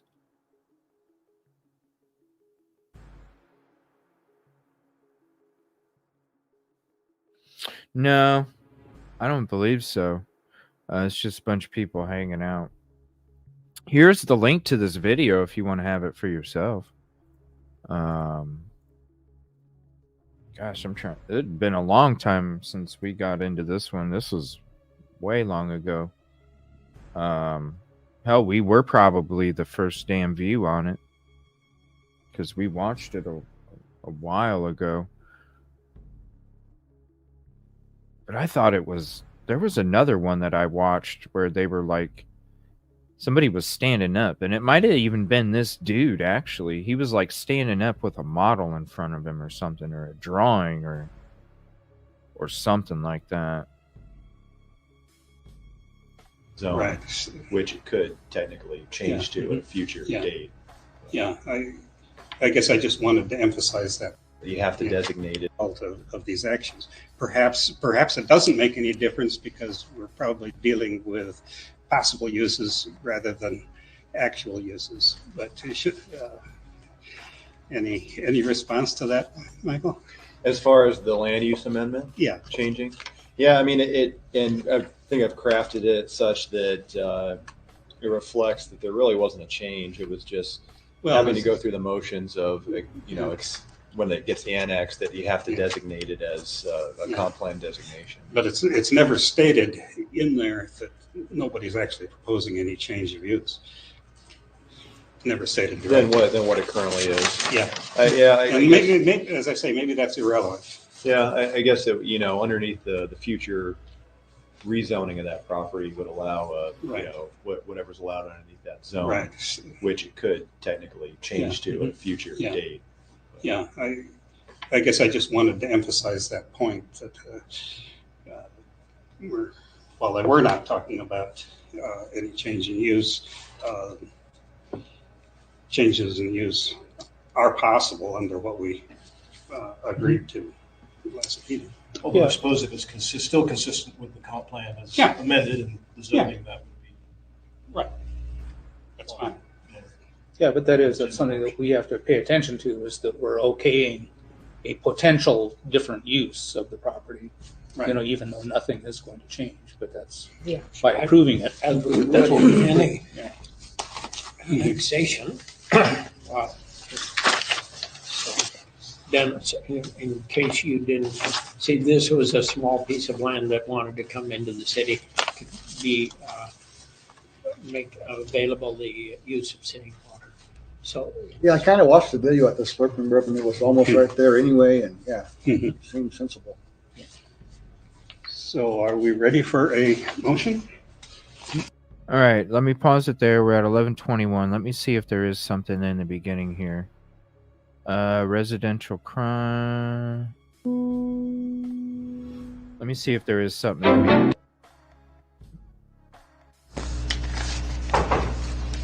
Okay, I'd like to call to order the January 27th meeting of the Moscow Planning and Zoning Commission.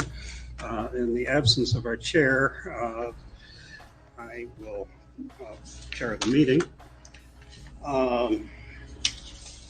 First order of business is the approval of, the first order of business really should be, since we have two new people sitting at the table with us here, would be a round of introductions.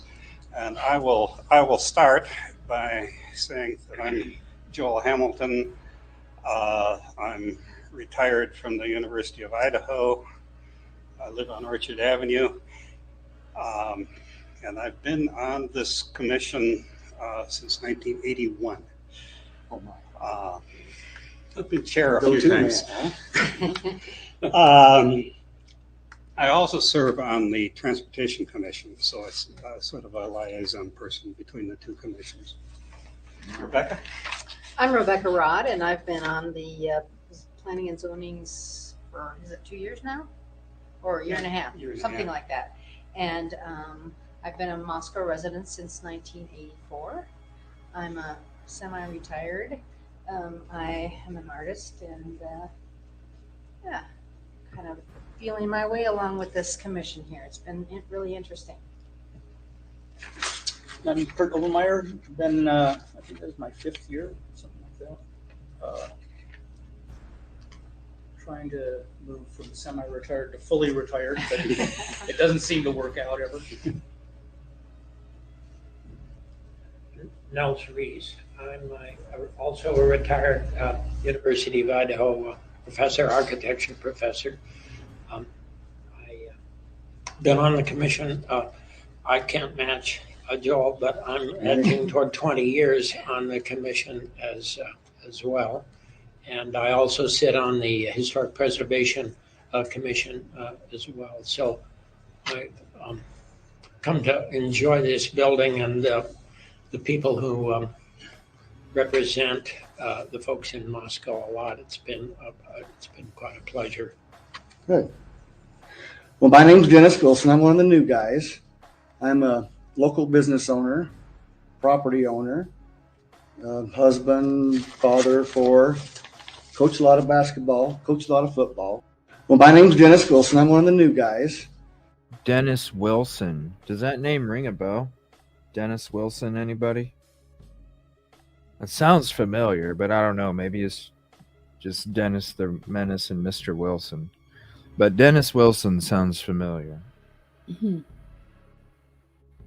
I don't know. Let me know if Dennis Wilson sounds familiar to any of you guys. It sounds familiar to me for some reason.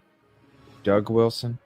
Maybe that's what I'm thinking. I'm thinking of, I don't know. It sounds like Dennis Wilson. I'm a local business owner, property owner, husband, father of 4, coach a lot of basketball, coach a lot of football, coach a lot of baseball. All 3 of them. The boys are in, the girls in the volleyball. Got 2 left at home. Like I said, my mom lives here. She lives here. I've been here since '92. I've kind of dabbed in a few boards like the Moscow Bear Boosters and a few Moscow Baseball Association.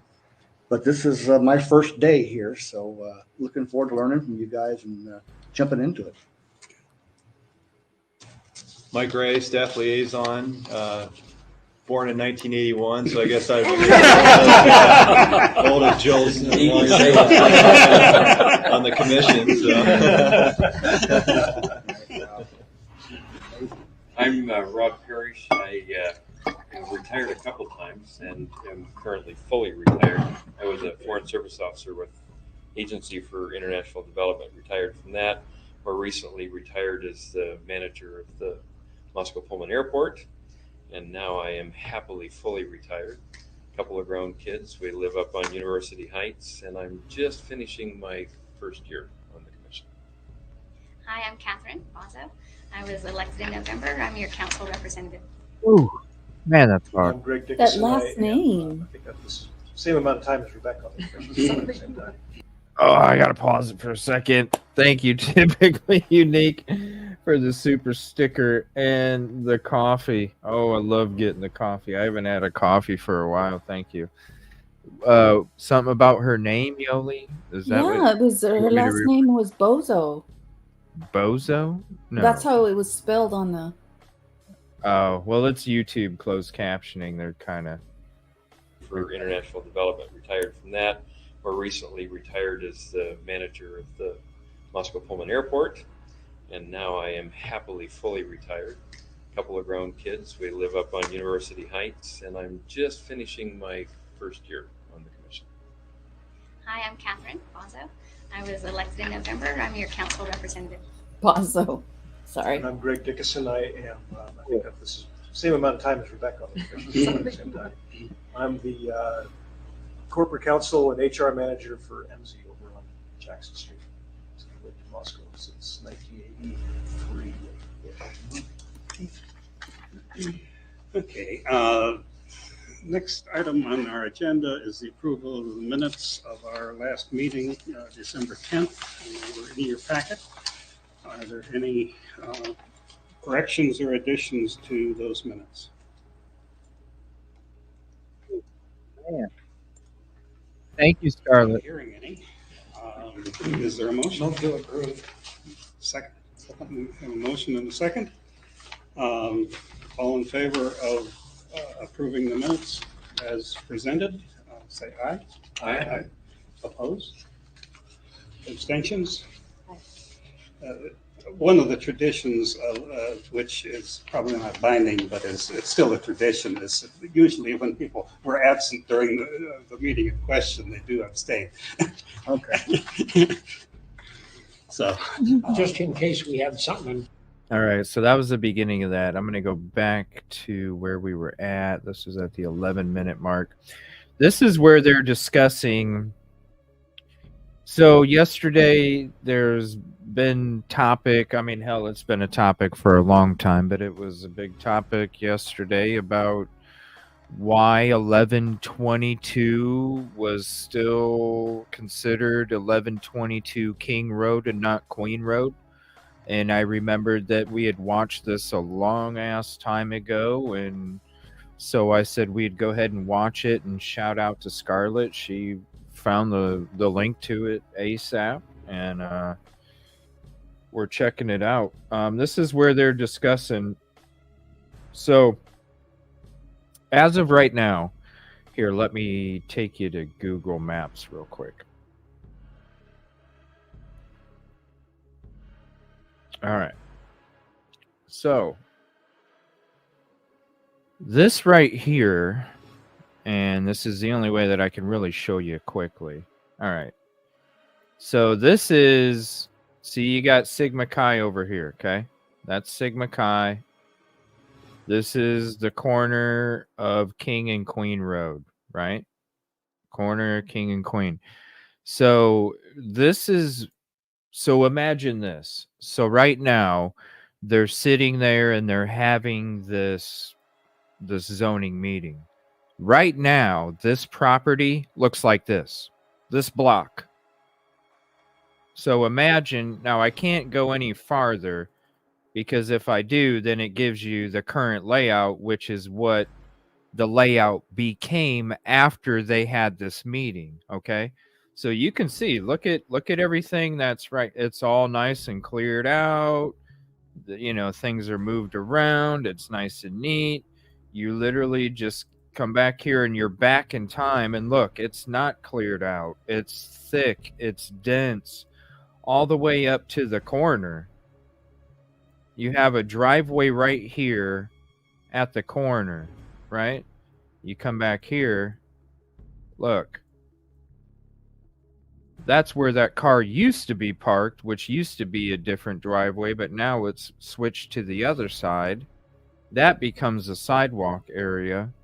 They like totally redid this. And so this is that meeting where it goes from this, where it was completely full. I mean, hell, look at back here. Look at all this back here, and look at what it looks like after they did the rezoning. Look. It's clear as shit. So what we're watching right now is the meeting when it was dense and full before the rezoning took place. And then they needed to discuss all of this stuff because when the properties were, when they were back to this time period, okay? When it was back to this time period, this is when 1122 still had a garage in the front. So when you're going to the front of the property and you see a huge parking lot, all right? You see a huge parking lot. It's nice and flat. Well, guess what? Before this zoning meeting committee, that used to be a slope. It sloped up to the house in the back. And that garage used to be towards the front by where the sidewalk would be on the street.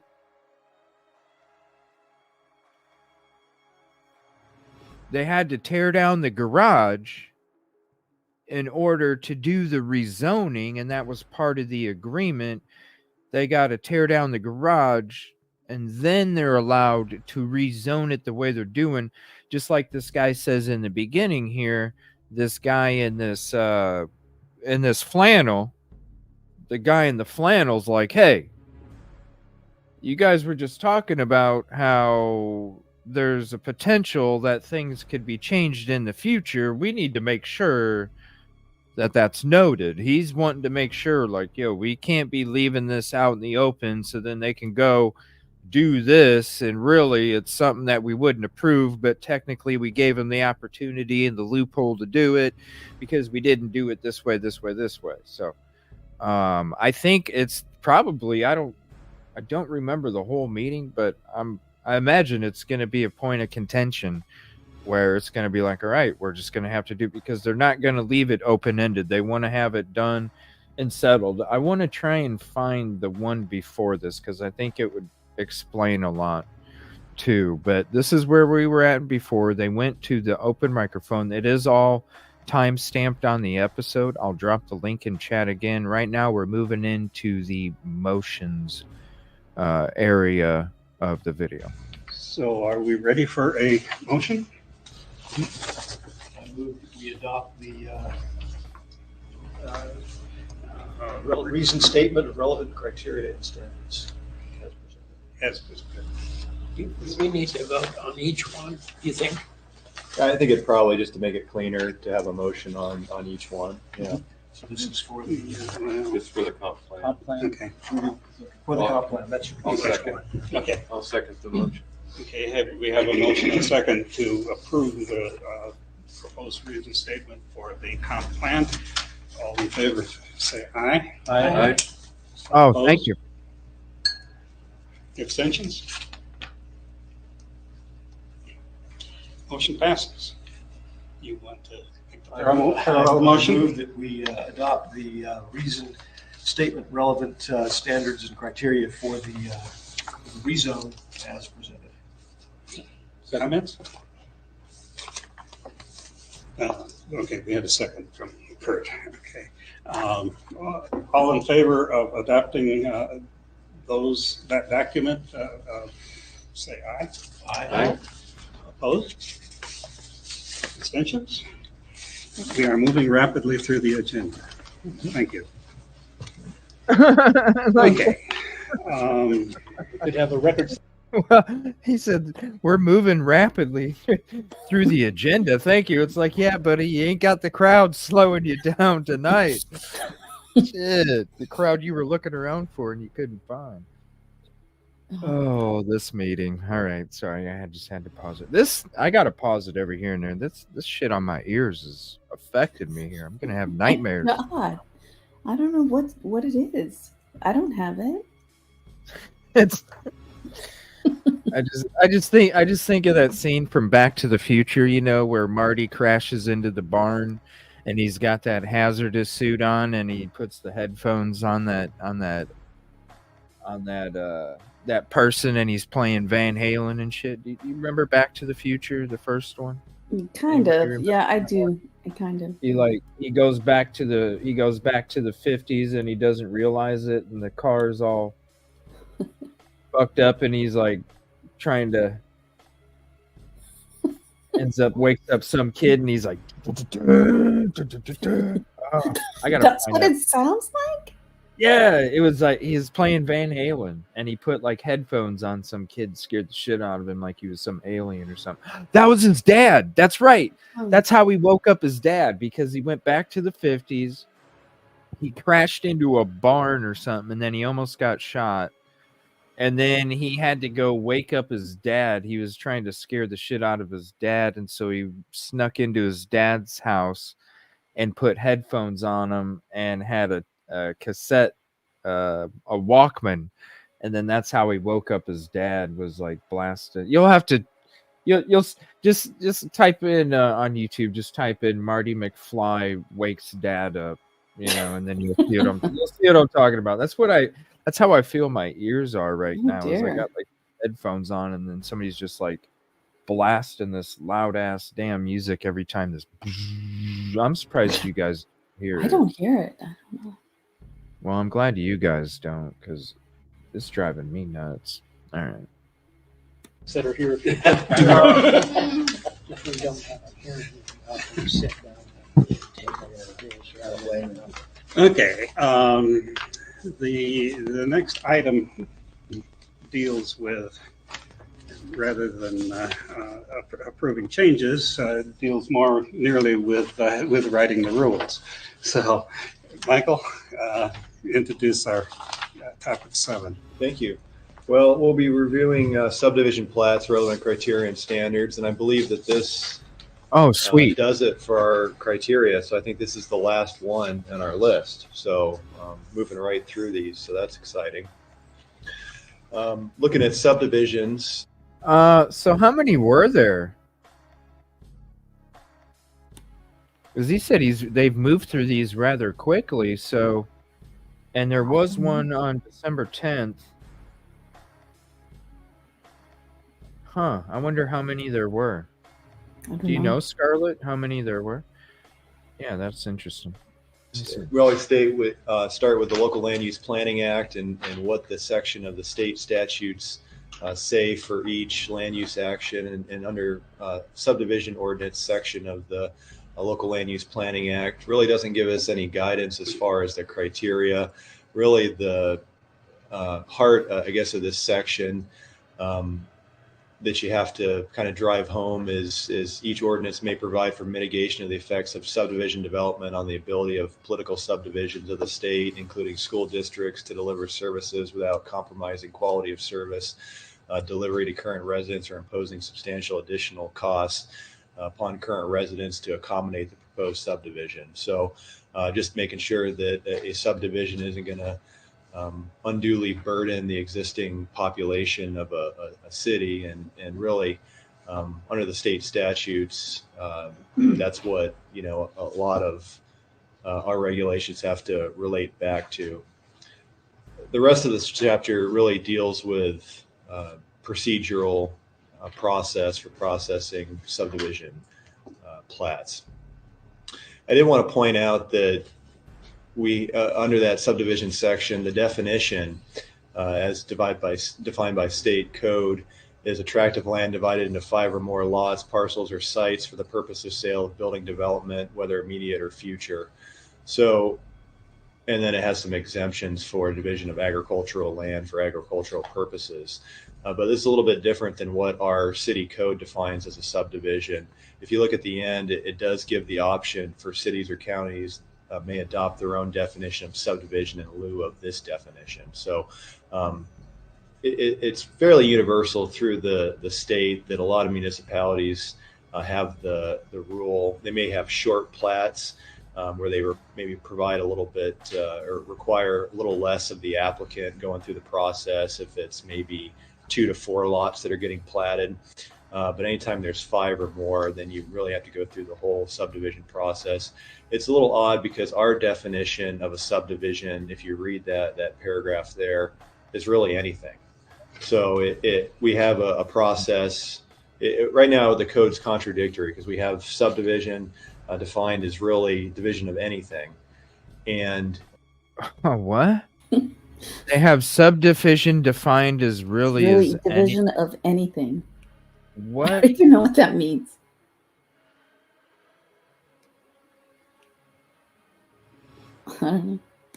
So subdivision, a tract of land divided into 5 or more lots, parcels.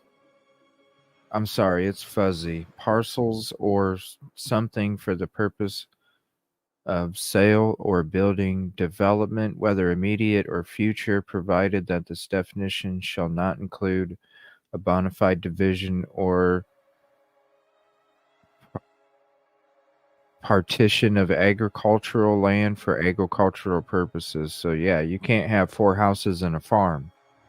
A bona fide division or partition of agricultural land. I can't believe you can read that. Shall mean the division of land, or shall something the division of land into lots, all of which are 5 acres or larger. Geez, 5 acres. and maintained as agricultural. Okay, that's agricultural. Cities or counties may adopt their own definition of subdivision in lieu of this definition. So cities or counties can adopt their own. So Moscow's definition states subdivision, the division or development of a developed or underdeveloped lot, tract, or piece or parcel of land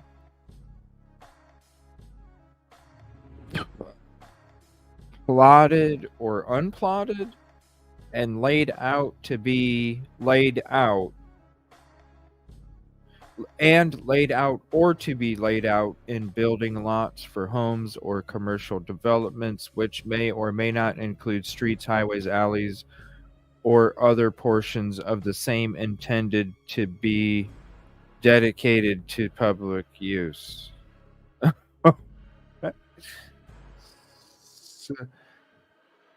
It basically, what he's saying is true. It's saying the division or development of developed or undeveloped tract or parcel of land, plotted or unplotted, laid out or to be laid out, to be used for homes or commercial. So it really is open-ended. You can literally like look at a piece of fucking property and just say, all right, that's a subdivision. So when it comes to, this is interesting. This is why the houses are laid out like that. Now, this is what's interesting, right? Is a subdivision. It says in the paperwork 5 or more. 5 or more. So what I don't understand is there's only 4. So why did you have to tear down the garage?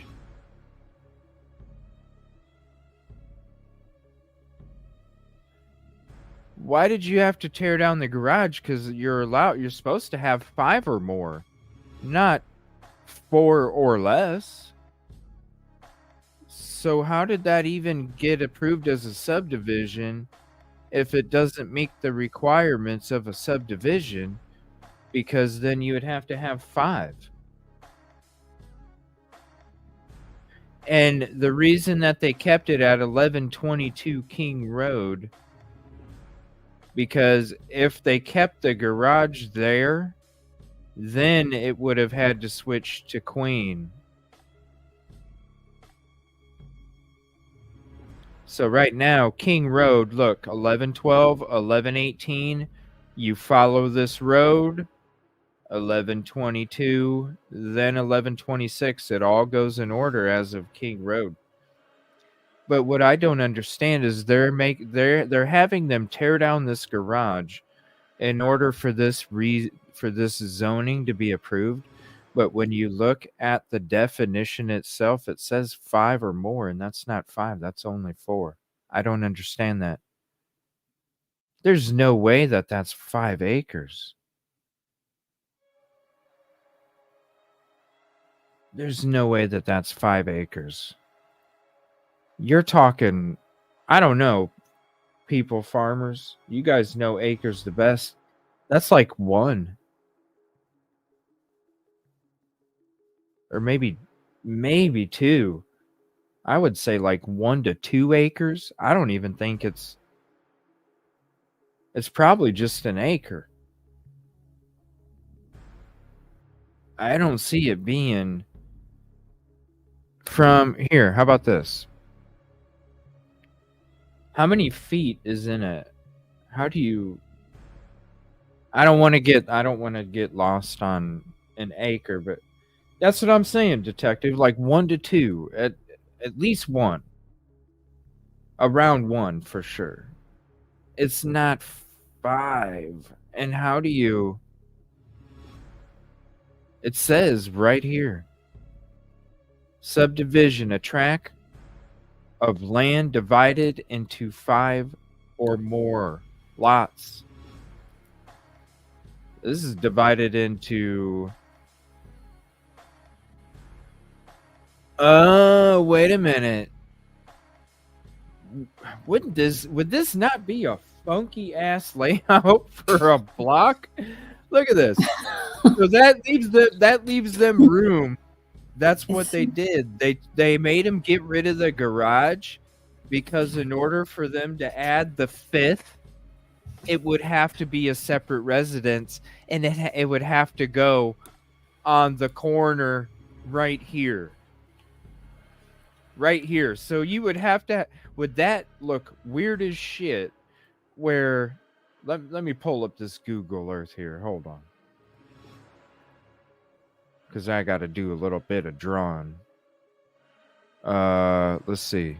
Google Earth. I got to do a little bit of drawing here. Okay. So, wouldn't that look crazy if there was a frickin' house?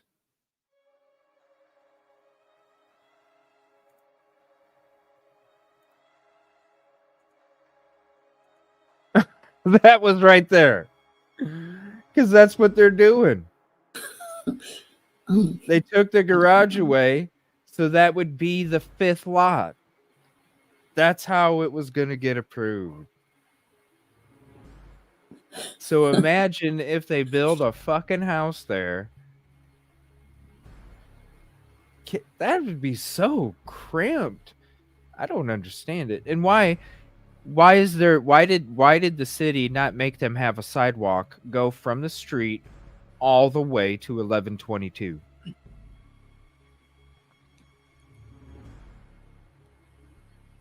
You don't have to make a house have that or something? I don't know. But for mail carriers, right? If you're delivering mail, are you not supposed to have access for the mail carrier to deliver your mail safely? I don't see that being a safe route to deliver mail if you had to walk and go from 1112 to 1118 to 1122 to 1126 on your route. Not necessarily, no.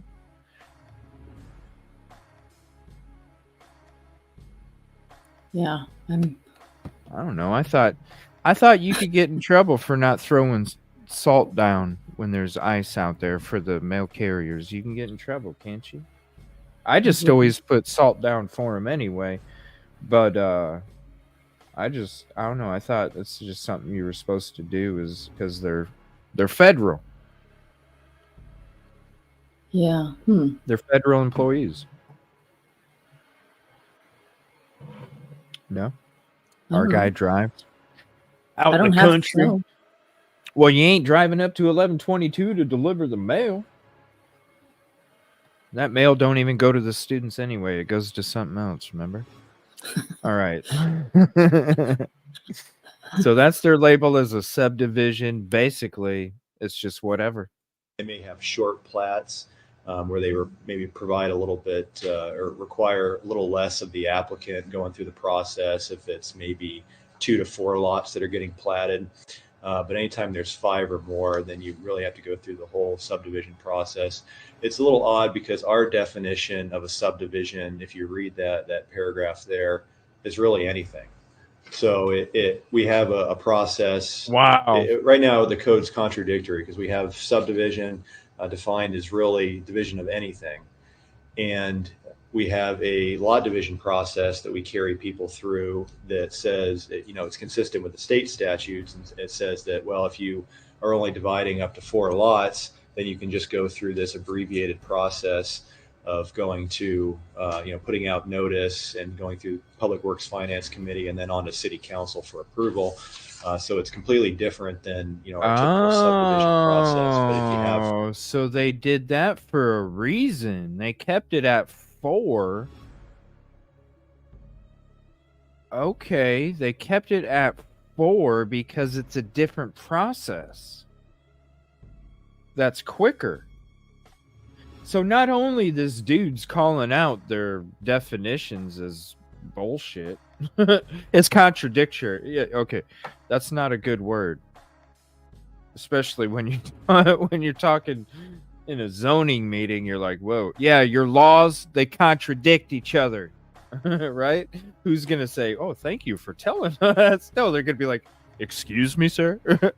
That was odd, but then yeah, now it makes sense why there's just 4. Sneaky. To get it to get it through in a different way. It's quicker. Process.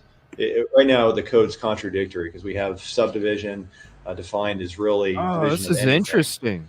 And we have a lot division process that we carry people through that says that, it's consistent with the state statutes. And it says that, well, if you are only dividing up to 4 lots, then you can just go through this abbreviated process.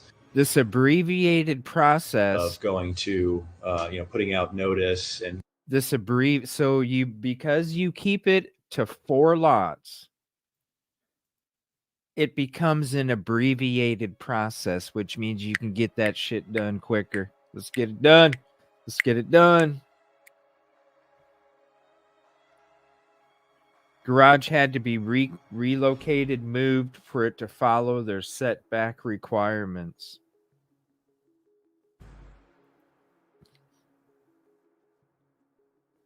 Is that the owner? Because I saw you guys saying yes and no. Is that the owner? I don't know. I just squeezed my eyes and squinted, and then I just kind of guessed a lot. Just kind of assumed what words were there. I used to own a business. If I saw timbers now, someone felt like you could see, but I didn't touch it, and someone felt. Ah, interesting. Wow, isn't that sad, Jab? You try and do something nice and then something like that, right?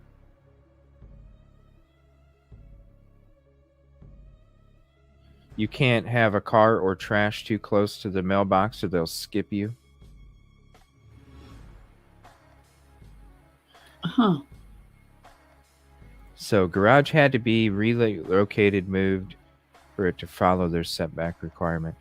Scarlett, do you happen to have, you have a lot of information on this. Do you happen to have the photo of what it looked like before? Because I have seen the garage. I've seen the photo of the garage, and if you have that, let me know, because when you see that photo, you're just like, why did they even build the garage like that? That don't even, like, it doesn't, it looked like, the garage looked like it was a product of 2 other garages and a power plant. Like, it was fucking weird looking. It's like something happened when that thing was made where it just morphed into something else. It didn't look right. Zoning around the universe. Yeah. All right, let's get back to that. Yeah, so he's like, yeah, it's abbreviated process. I would like to look more into this, actually. Going through Public Works Finance Committee and then on to City Council for approval. So it's completely different than, our typical subdivision process. But if you have 5 or more lots within the subdivision, then we go through what we have laid out under our code, even though the subdivision definition is contradictory to that. So, that's just one of the things that we'll have to address through the update of the zoning code and then the update of the subdivision code as well, just to make sure that's going to be consistent. Mike, do you know why Moscow adopted a different definition of subdivision than the local definition? I don't know the origin of that definition. I know that it was brought to the city council at one point in time before my time, and the council wanted to go ahead and just continue processing the lot divisions similar to what we've done up to that point. And so I think it's probably about time that we take a look at that and revisit it and either continue with what we currently have with allowing just simple lot divisions up to 4 lots, and then just maybe amend our definition. Damn, Scarlett, thank you. Holy shit. Here it is. Thank you so much. That's what it used to look like. Look at all the trees.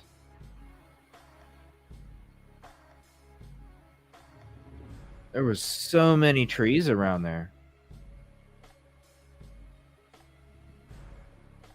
Man, I can't imagine all the roof issues with those trees hanging over like that, and then you got the leaves falling down on it, and then you got the mold from the leaves soaking into the shingles, and then over a few years it just continues to, oof, I can imagine. So this, I thought they had to take the garage before they built an addition to it. Before they, yeah, when they cleared all this stuff out, I believe that's when they built the rest of the stuff on the black, right? On the back. Yeah, they redid it, cleared out, I mean, the whole block, they cleared out all these trees. So they put the balcony. Yeah, I believe so, right? Okay, They put 'cause the there's no balcony, balcony, the yeah. sliding glass door. They remodeled it. So they cleared all, I mean, man, all of them trees. Yeah, that's like when I was showing you the you know, this over here, you know, you can, like, when you're over here and you see what it looks like right here, and you're like, damn, look at all these trees, especially back here, you know, like how thick it is back there. And then you literally just come back to here, and, you know, and now, and you're like, whoa. So imagine, like, you see this picture right here, all them trees on the right-hand side, and then you see here and just look at all of the trees that they just cleared out. So when you're looking at the top view,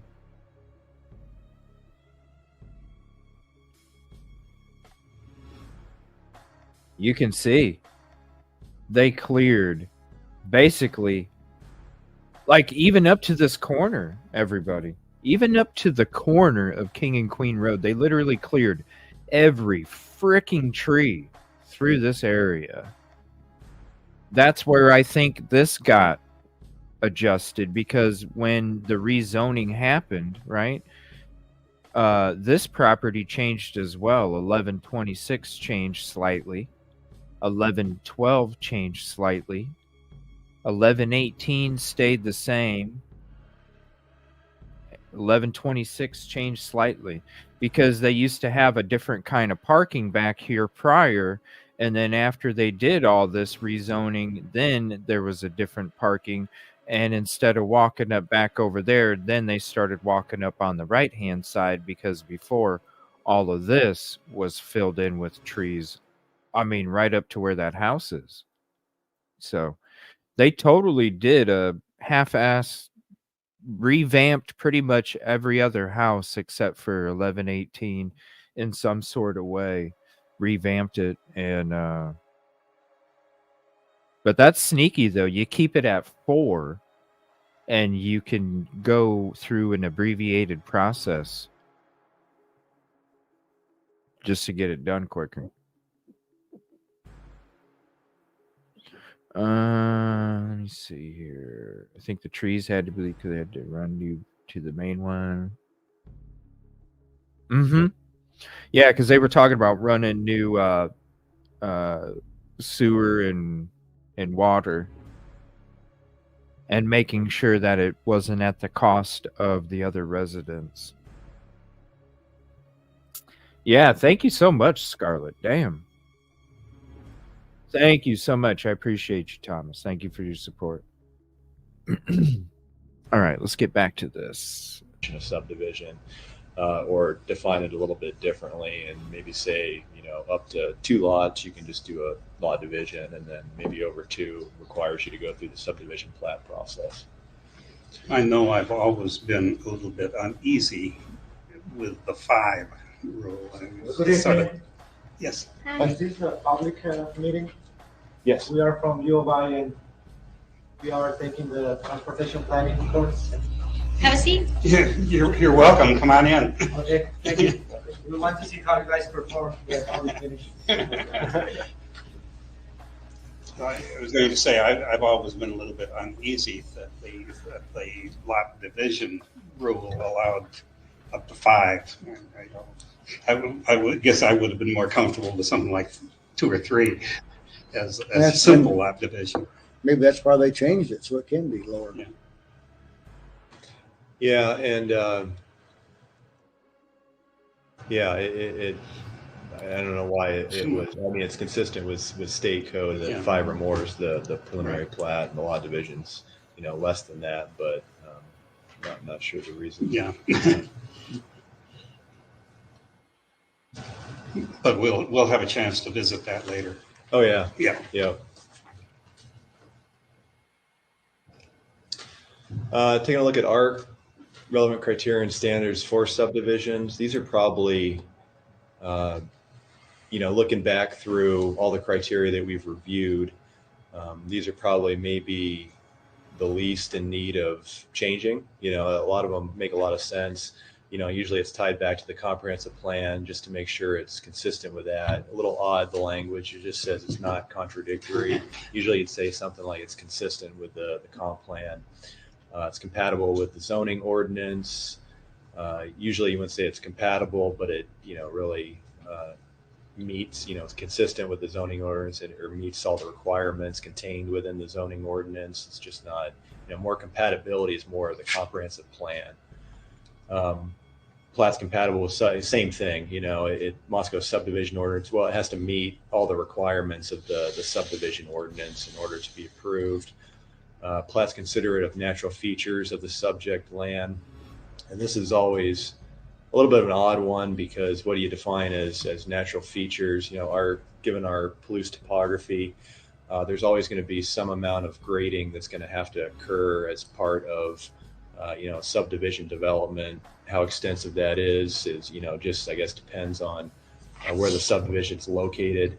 Usually you have standards that are built into your subdivision ordinance that may address things that you'd like to promote, like preservation of riparian areas adjacent to floodplains. We have some of that already within our floodplain regulations. If you recall, we have that portion that we were making consistent when we went through the floodplain, our flood hazard areas section, where we did that code amendment to be consistent with FEMA's current regulations. I don't think we changed that section at all. We just kind of shifted it from the subdivision code to our zoning code under the floodplain regulations, but it's still there. So, a lot of these things you would have just within the subdivision code or the zoning code itself, and you wouldn't have, a statement that it's considerate of natural features because it gets to be a little bit subjective. And then the plat's not expected to place an undue burden on public services and infrastructure and does not pose an apparent threat to the public health, safety, and welfare. So you've kind of got a 2-part sentence there. Usually you don't want to place an undue burden on public services and infrastructure, and that's a little, typically separate than a threat to the public health, safety, welfare. But that's something that you do see in a lot of other jurisdictions in their criteria, and a lot of overlap between PUD or conditional use permit, a lot of the other criteria that we had come up with through this process. We looked at Coeur d'Alene, and we actually found quite a few examples of subdivision criteria. Almost all the cities that we looked at had their criteria within their codes, so that was a good thing. Plat requirements, all the required for the formal plat have been met, so this meets all the subdivision code requirements. Subdivision code requirements for the sidewalks, street alleys, all of those are adequate. Complies with the designs, so they have specific design standards. So usually within a subdivision code, you have those requirements. Block length that can only be a certain length. Cul-de-sacs can only be used in appropriate situations. Things of that nature. Pedestrian connections have to be. If the block exceeds a certain length, then pedestrian connections should be looked at. So a lot of those things are built in with your subdivision regulations. The lots proposed in the preliminary plat meet the requirements of the applicable zoning district. So, yeah, just ties back to your, subdivision, your city code requirements. Caldwell, and taking a look at their regulations, pretty consistent with the rest of them and ours. City code, comp plan, public services are adequate. I think we probably like this one the best out of all of them. And the proposed criteria at the end, I think reflect probably the first three in this, and then we have an additional one after that. But really like the simplicity of the language of city code. We've got the comp plan, and then the public services and utilities are available or can be made available and are adequate to accommodate the proposed subdivision. Like the way that one was worded. Plat's consistent with the city transportation master plan, and subdivision preserves natural, scenic, or historical features if applicable. With the transportation master plan, I think it's important to look at that for us. Usually that would be under the comprehensive plan. So like the multimodal transportation plan that was recently completed. We have a thoroughfare plan, which is in our zoning code, or not our zoning, but our comprehensive plan. And so that covers a lot. It has a lot of overlap. So it combines a lot of the other departments' plans and puts it in the comprehensive plan. So like Parks and Recreation Master Plan, there's a chapter on Parks and Rec and goes through all the park locations and the service areas. Like I mentioned before, the multimodal transportation plan, that one looked at a lot of the transportation network and future roadways and roadway designations.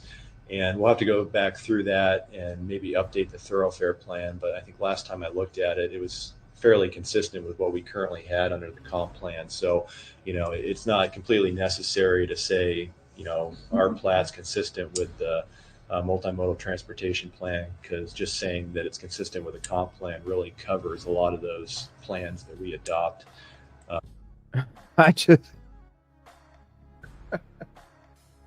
All I can think about right now is how that dude is doing on his first day. Like up until this point, I'm sure he was like, man, this is pretty cake. And now he's at a point where he's probably like, what is this guy talking about? Oh shit. Yeah. What's he thinking about? Is he thinking about the garden that he has to tend to when the meeting's done? Like, where's his mind at right now? Because I doubt it's trying to figure this out. Yeah. He didn't see no abbreviation coming. It's his first day and he's hearing all this shenanigan. Oh, God. Scarlett says the applicant is proposing to adjust the common lot line between the two parcels in order to convey a 20-foot by 36-foot area from 1122 King Road to 1118 King Road. So they're trying to satisfy the area that needs to be designated and zoned between the two properties.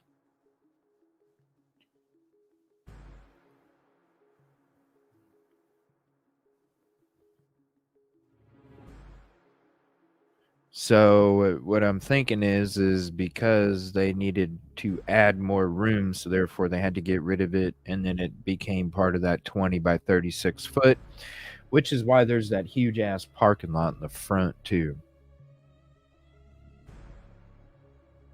Get a parcel map waiver. Oh shit.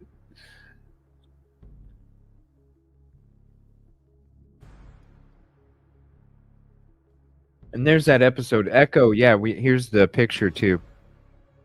Doesn't that garage look crazy? That's what I was trying to say. Like, it slopes up, right? And then the garage, when it comes to the front of the garage, it's like it has an extra garage underneath. Like the whole foundation is another layer. So it's like, damn, that's a pretty tall garage, man. You could pull a car in there and stand on top of your car and touch the top of the garage. So it's like, well, it's just why not just build it straight down? Why does it look like, I don't know, it's just a weird look. It's like two garages got together and they live next to a power plant, and that's what you get. You get some weird ass mutation of a garage. Yeah, built into the hill. It's freaking nuts. But look at how tall it is, right? So it's one thing if it's built into a hill, well then the back of the garage would be half covered from the hill, right? Why would you build a garage? It just doesn't make sense. Like the back of the garage should be in like it is, like the foundation is. That should be what the back looks like, not the foundation and then the garage thrown on top. But like I've never seen a foundation that high before. That's a big foundation. I mean, unless it's a house. Unless it's a house. I used to do waterproofing for foundations on houses where we would have to dig the 4 feet, 4.5 feet or so, dig a trench all the way around the house. We would have to dig the trench because we even did the waterproofing after the houses were already there. So we would literally dig 4 foot deep by 3 feet, all the way around the house, because we had to paint tar on the foundation and have it, painted deep enough to cover everything. That's where you see that kind of foundation on a house, not on a damn garage. It's crazy. Garage with a basement. Exactly. That's a garage with a basement. That's perfect. It's crazy. That's what, yeah, it's crazy. All right. Back to this guy's first day. Oh, this is exciting. Dennis Wilson. Dennis Wilson's first day. Through various other departments. Right? Typically that leads McCall's is by far the most complex, and it's really crafted in kind of a negative way. If you look in the paragraph in the beginning, it doesn't take a whole lot of time to go through if approval, recommending approval. Really, it just needs to meet the general and specific plans. So really the city code, the zoning code, and the comprehensive plan needs to be consistent with those in order for approval. And then it goes through all the reasons. So if you meet any one of those reasons, is means for denial of a subdivision plat within McCall. So you have some pretty specific things on that. And that's really unique to McCall. You don't really see that anywhere else where they have listed things that if you meet, then it automatically gets denied. Why do they say not consistent all the time? What in the world is that all about? I don't get it. I mean, it seems really negative. Yeah. And this must have been written just after Manchester came to town for a while, and people were really angry. I mean, there seems to be something haywire. Let's go on this farther down. Looked at Post Falls, and they're. If anybody wants to look up what day this was, January 1st, 27th, 2016, I wonder if it's like a Tuesday night or something and there's nothing else better to do. They're just hanging out, having this meeting. A little bit more detail oriented in their criteria, I guess. They make reference to water supply systems adequate for quality, quantity, or type of subdivision. Public sewage system, usually you'd have some broad statement about adequate utility service instead of just breaking those out separately like that. But they are good to have and think about. Proposed streets are consistent with the transportation element of the comprehensive plan. They certainly want a real specific look at that, even though, you could say that's consistent with a comprehensive plan and you would still have that covered. Oh man. And then they have some No. other detailed ones. Soil topographical conditions present hazards that have been identified. Uses in these areas are compatible with those conditions. Subdivision zone, so it meets the proper zone, conforms to all the requirements of the city code. And then, you have more of a fiscal analysis question at the end. I don't know how you would go about satisfying or justifying that without some type of fiscal impact analysis that would be required to be done prior to, approving that criteria.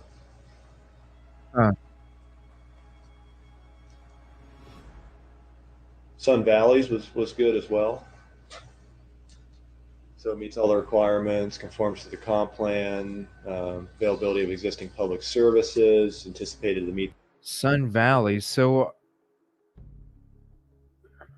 okay, these are all subdivision regulations. So you got McCall, Post Falls, Valleys.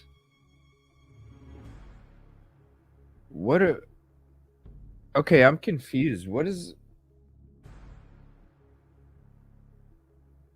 Wednesday?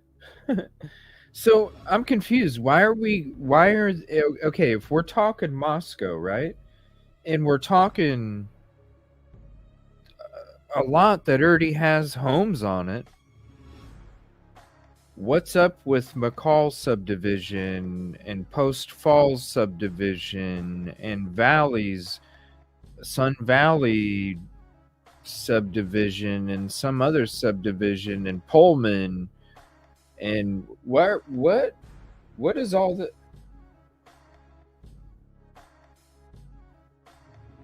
Why do they have to go? Like it even gets to Pullman. The needs. What are we doing in Pullman? Necessity for offsite improvements to connect the proposed subdivision to existing public services and utilities. It's an odd one. Number 5, financial capability of the city and other public agencies to provide required additional municipal services to the proposed development. Another fiscal impact analysis question. Compliance of the proposed subdivision with the design improvement standards. So it's really just the subdivision code, relating it back to that. Meridian, pretty consistent with all the rest of them. I don't know that they kind of tie into the public financial capability of supporting services. A lot of these are tied back to the health, safety, and welfare. And then they do let's preserve significant natural, scenic, or historic features. Across the border in Pullman, they always have a little bit different of a structure than Idaho cities have when we've looked at theirs. Consistency with the comp plan and the zoning code, and then they make specific provisions for all these things: health, safety, welfare, open space, drainage, streets, everything that really should be in your subdivision development standards. They just list those one by one. Whether the public use or interest would be served by the subdivision and dedications proposed. So coming back to our current criteria, there's a lot of overlap. Some of these that we've gone through, you've seen not a whole lot of overlap, but this is one that you see kind of a consistent theme when you go through the other ones.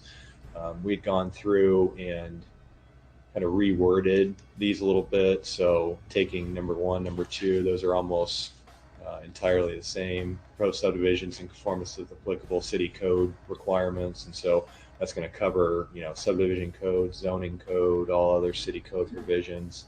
Proposed subdivisions in general conformance with the comp plan, and then I think we've expanded, kind of taken apart number 5 into broken that apart into say that I think this is the same language as Caldwell. Public services and utilities are available or can be made available and are adequate to accommodate the proposed subdivision. and that the proposed subdivision will not be detrimental to the public health, safety, and welfare. No, I'm surprised that the health, safety, and welfare line isn't in every one. I just noted that Pullman had it and we have it. There was one other, but quite a few people. It seems to me like that's the line, that's the apple pie and mother line that gives us the rationale to exist as an agency.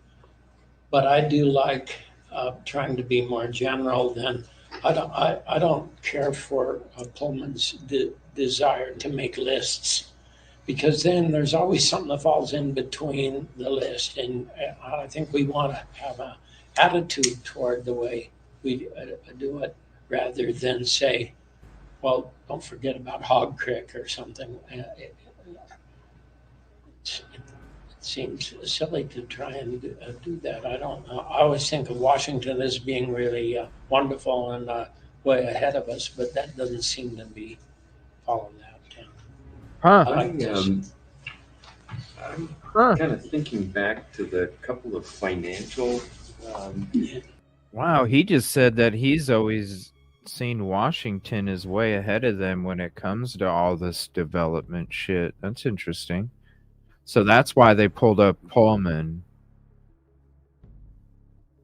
So what? They're bringing up other subdivisions regulations to show why what they're trying to do should be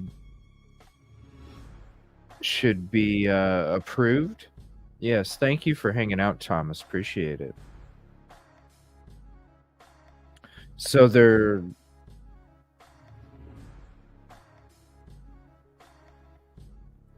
just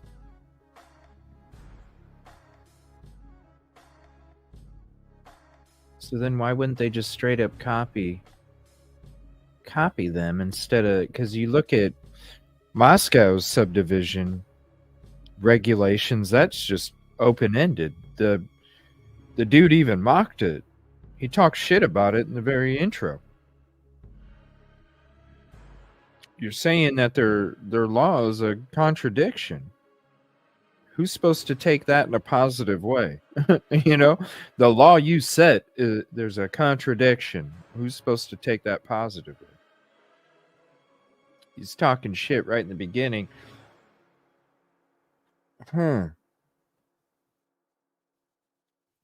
Revise the codes and or verbiage, right?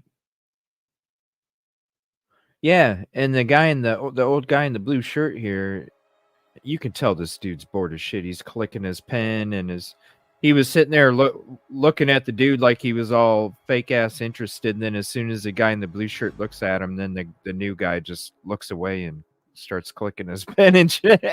I don't want to look like I'm too interested in what he's saying, because then what if he asks me a question? I don't know what to say. Oh, let me look away. Watch. It gives us. But he says this guy, he's old as shit. He's like, yeah, I've always considered Washington ahead of, way ahead of us. Rationale to exist as an agency.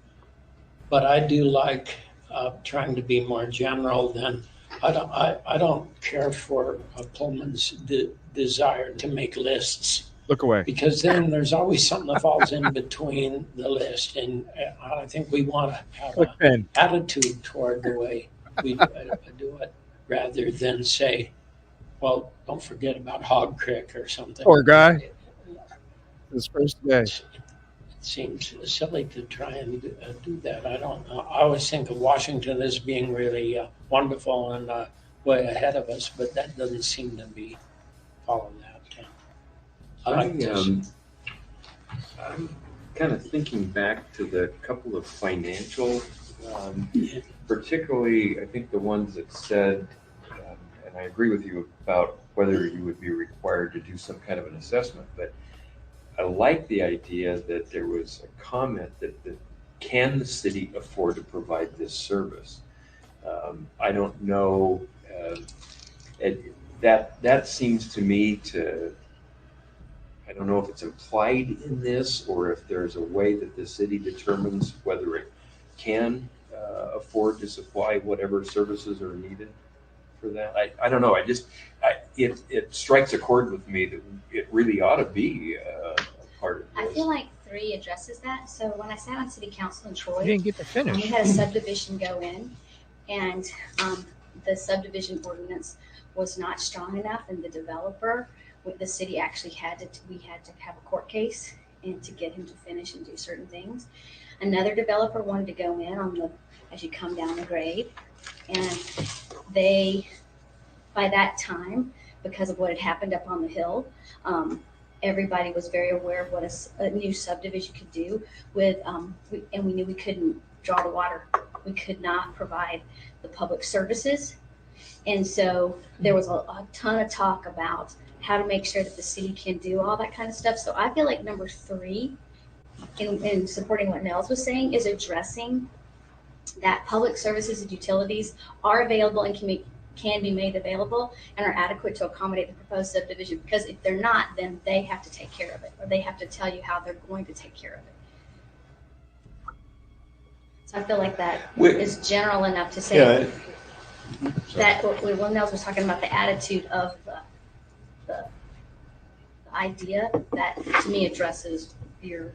Well, as long as it does, I'm comfortable with that. I think it has to be factored in somehow, and if it's implied in that, then I'm comfortable. Yeah, I was thinking about the same thing, that it's possible that it's implied. I'm kind of taking it literally, because the fact that it's available or can be made available to me is different than can we afford to make it available. Yeah. That was where I was kind of drawing the distinction. So, I don't know if it's okay. This is what I'm not understanding. So, is this guy having an issue because it's stating on whether the city can afford the services? So, is this person, are they proposing that all of this stuff take place and the city has to pay for some of it? Is that what they're trying to get away with?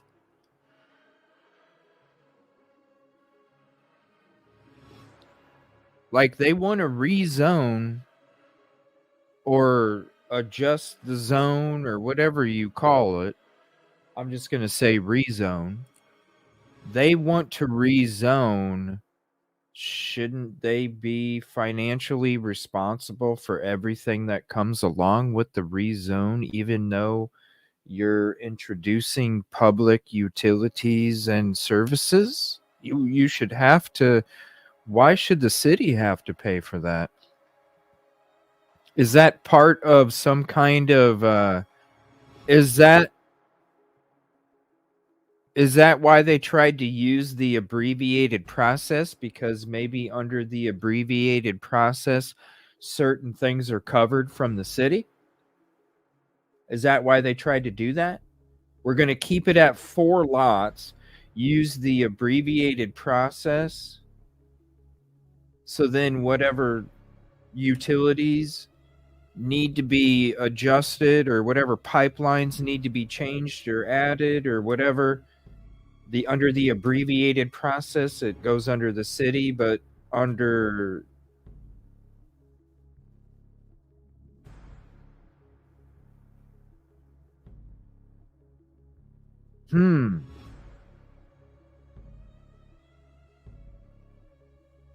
I don't know if you know.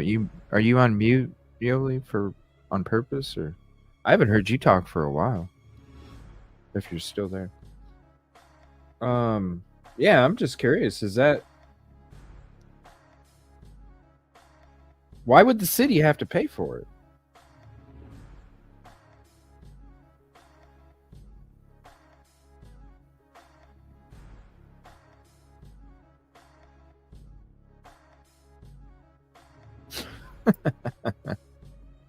You guys are crazy.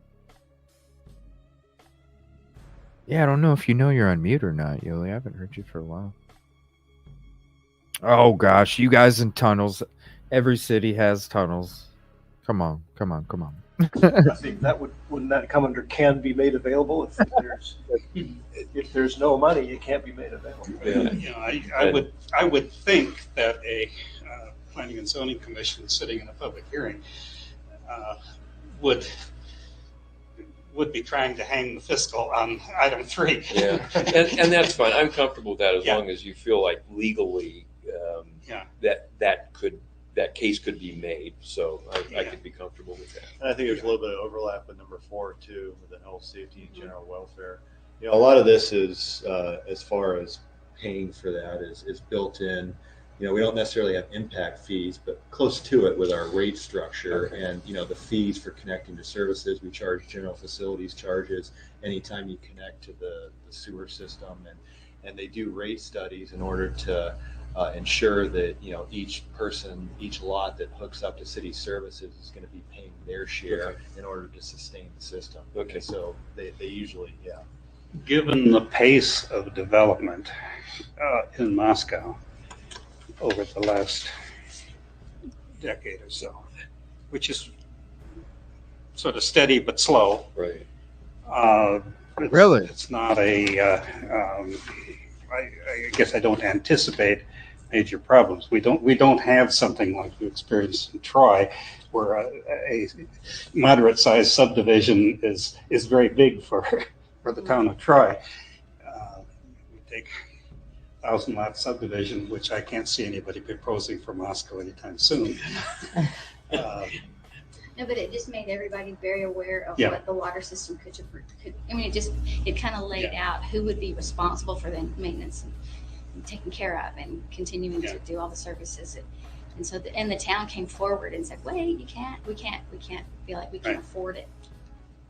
Okay, why are they questioning the water services at the property when the property's already there? Why are we questioning if the utilities can? Why are we questioning if the utilities can afford the utility of the city can afford to pay for the maintenance and all this other? What do you mean? It's already built.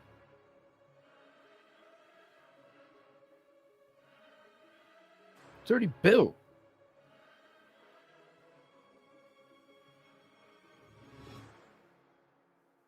I know, and then it's going to be torn down soon. I don't understand it. Yoli, are you there? Maybe she fell asleep.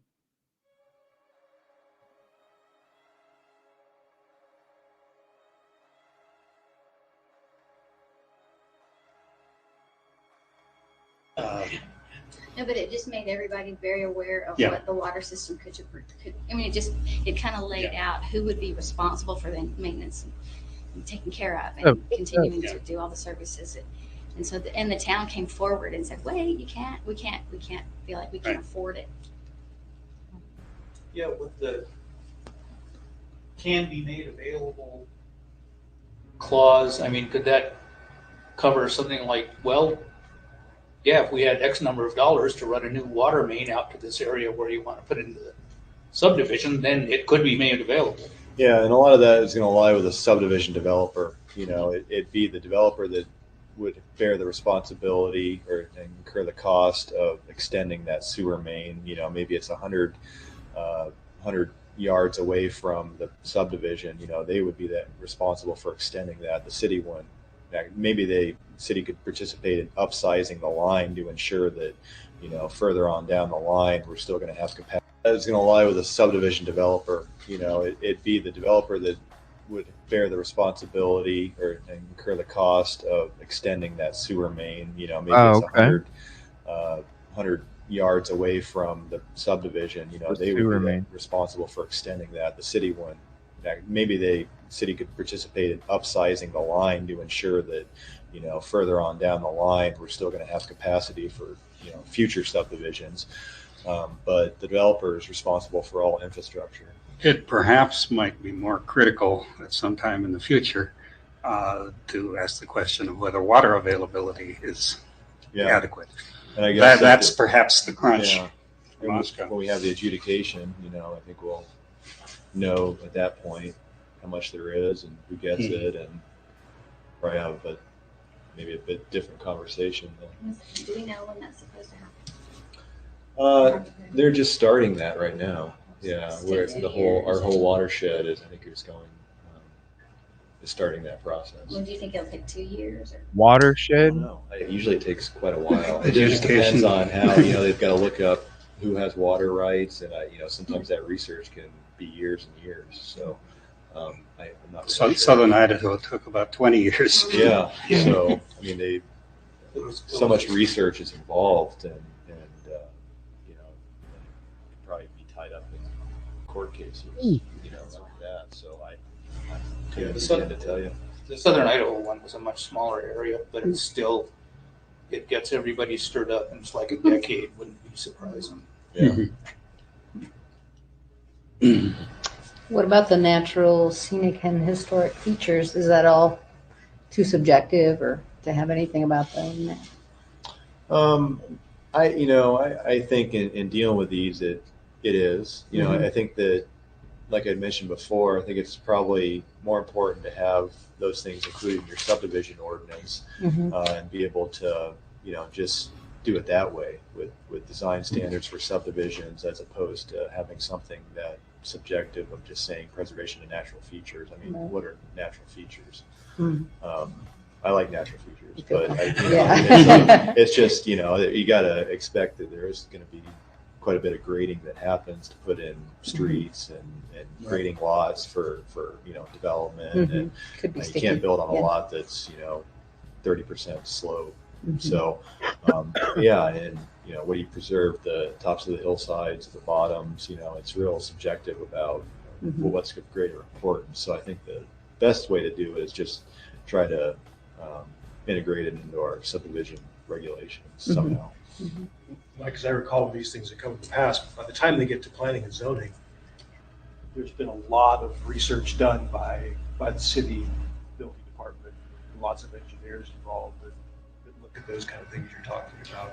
Yeah, they're capacities, utilities, and all the how they're going to fit that. They do, a lot of and a lot of it's they have a main that's proposed, and maybe the city does provide some funding for upsizing mains just to make sure that the next person is able to connect to it. But they review all of that prior to it coming to us. That's why they're coming to you. That's why you have a lot of conditions on those sometimes, just because there needs to be some changes done from what they're proposing. So. As far as historic preservation, essentially all subdivisions occur on the edges of the city with agricultural land. With everything we're thinking about is interior, historically. And I think your comment. Oh man, this. If as I taught urban theory over the years, the 2% growth factor. I'm back. I'm so sorry. I told you I had a phone conference. Oh, sorry. I'm sorry. This shit coming in and out, it just like it's like nails on a chalkboard, and it's driving me nuts. Well, we don't have to finish listening. No, I mean no, I have to. This shit's interesting. This conversation's interesting. It comes and goes, and when it comes, it's like, it's like, it's like when I'm going through the mountains in frickin' Pullman, and my ears are popping. Yeah, it's like the base of it. It's like so deep. I'm surprised. I'm glad I'm the only one hearing it. Oh my lord! It's not me though, because it's YouTube. Because when it's happening, it's not picking up all the words sometimes, so it says music instead. So it's not me. Okay. It's YouTube All right. or their feed or whatever. But all right, So historic preservation. Let me see here. Issue residential offset parking. And parking. All right. That's nice. They time stamped it all out. I get my water from a glacier. Ooh, yum. I bet that's good water. How can they or anyone not care for that? No, the schools. A school don't give a shit. That's who don't care. The universities certainly don't give a fuck. Or even take it. I don't want to get it. I'll go off. just watch the. I think I went off about it earlier today, probably in my show. I don't know. When I start talking about the damn university and all the shadiness, it upsets me because when I went there, it's the first day I was there, I was like, man, this community is hurting. And it's when the university's making all that money, they could, you know what I mean? It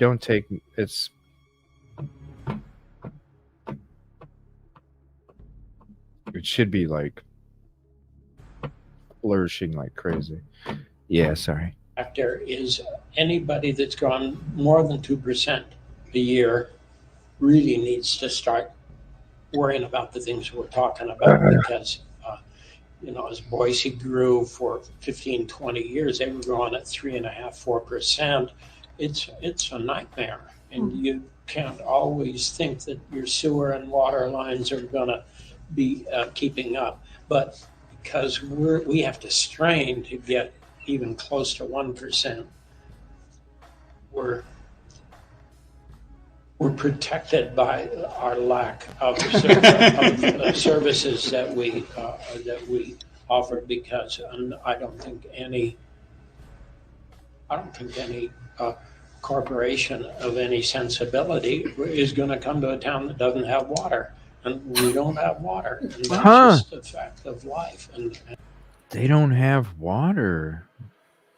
That's weird. Wow.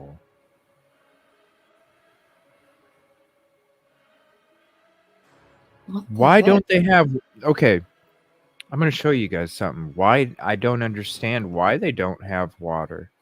Because look, you're on the Idaho side, okay? You're on Idaho side. Watch. You go up just a little bit, and look what happens.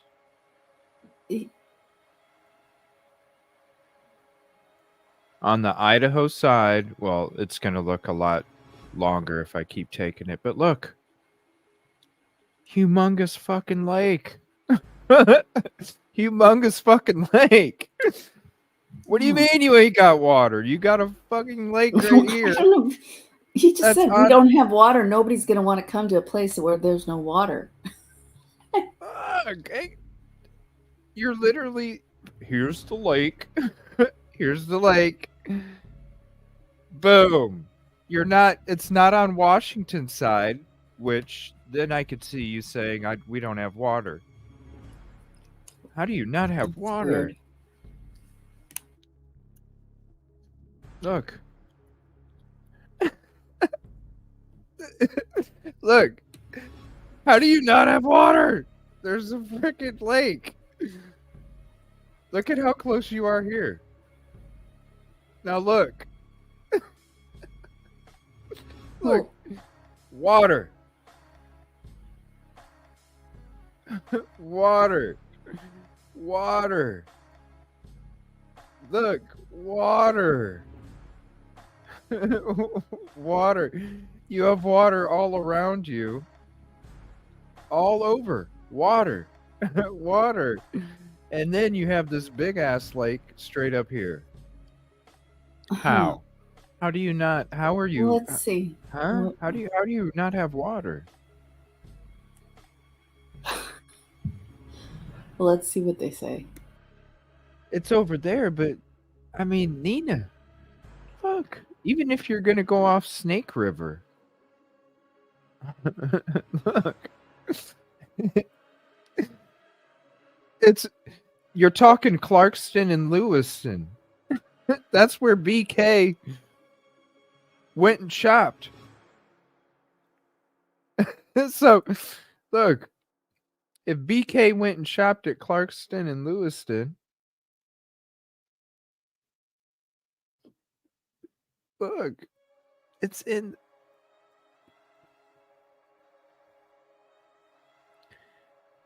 You could go, Nina. You could go there with buckets and bring water back. Come on, you can go there with buckets. It's not that far. Crops and field plantations. Oh yeah, for sure. Oh yeah. Rolo, when I was out there, you wouldn't believe how many rolling fields of farmland there is. That's all it is. Really, that's all it is farmland. You can look at all the squares. That's how you know all this shit's farmland. Look at all the squares and it's all farmland. Nothing but rolling hills and farmland. Nothing but rolling hills and farmland. That's it. Like nothing but. Nothing but. And that's something we just have to figure out how to live with, but it doesn't allow, if you have a river running through it, it's a whole different world. I grew up in the floodplain of Boise where you could 10 feet, dig down 10 feet and you're at water, and boy, there was never any question. Digging down 600 feet is hard. Well, it's pretty good, Mike. More comments to Mike about, I sort of think I'm hearing a consensus that he's pretty much on target. In some ways, this is easier too, I think, because for a number of years, we had more subdivisions than we've been having just recently. And we tested the subdivision ordinance a lot more. Okay, so if they're having water issues, where did they get the water for all the students then? Maybe all the students are taking up all the water. And all the water is going to the university. Well, what was the enrollment in 2016 compared to now? And also, maybe that's what he was saying about how maybe that's what he was saying about how he felt that Washington was better than way ahead of them on what they were doing, and maybe it has to do with this whole water. Because it seems like that's what this is circling around a lot. Scarlett, if you're still in chat, do you know the timestamp of where they start talking about the garage itself? Otherwise, we can just make you're funny, Yoli. Otherwise, we can just make a part 2 out of this because, we couldn't get through the whole thing tonight. There's a lot to talk about. I mean, come on. I don't know if Scarlett's still in here. We'll see. I want to know. I bet it has increased. Yeah, I mean, I didn't realize they were having these water issues. Like, who knew? They don't have any water and they're freaking out. No wonder why the city can afford it and provide it. And like the guy said, I thought it was odd because he was like, the head guy, he was like, it shouldn't have been if the city could do it. It should have been if we have the water. It should have been the first question. And in my mind, I'm like, why would you have to question if there's water or not? Now it makes sense because they don't have it. They don't have a way to. Everything out past Mountain View all kind of grew in the last 30 years, and there's been a lot of some things we don't see as often. You need anything other than just a nod, or do we need? Yeah, I think just as long as everybody's happy with what we've got there. Looks good. So everybody's happy. Yeah, good. So, this wraps it up. So I think we'll go ahead and package up all the rest of the criteria that we've been looking at and put it into a legislative form and bring it back and have another opportunity to go through them all one by one. Okay, good. Okay, item 8, residential rental unit and off-street parking.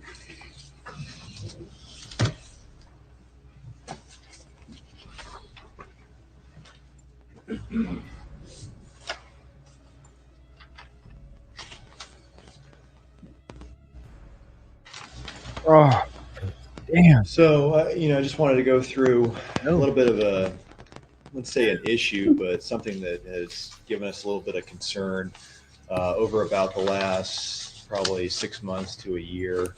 The trend to build some larger scale, I guess, single family, 2-family dwellings with a number of bedrooms in them. Some of them have 6, some of them have 8 bedrooms in them, with really the intention of just kind of being some, more geared What's toward up, Mr. residential housing, just in the location that they're being built in.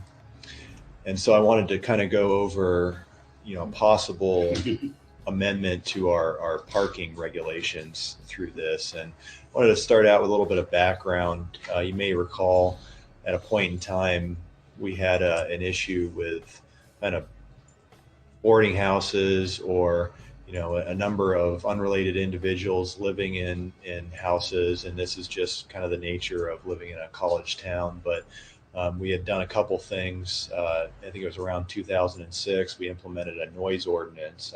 You see the report every year to council. I think that's curbed a lot of the nuisance related, activity in some neighborhoods.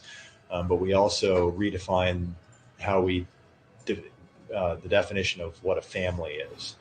And so before, we may have had, there's really 3 or 4 parts to the definition of family.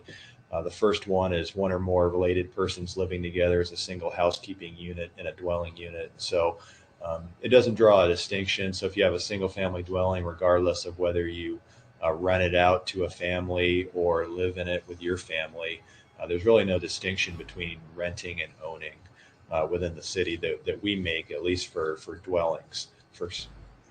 And so if you look at further on in the definitions, this is one that really applies to the, maybe a college situation where you have not more than 4 persons living together as one single housekeeping unit in a dwelling unit when one or more of them is not related to any other person in such dwelling unit. And so this used to be 6.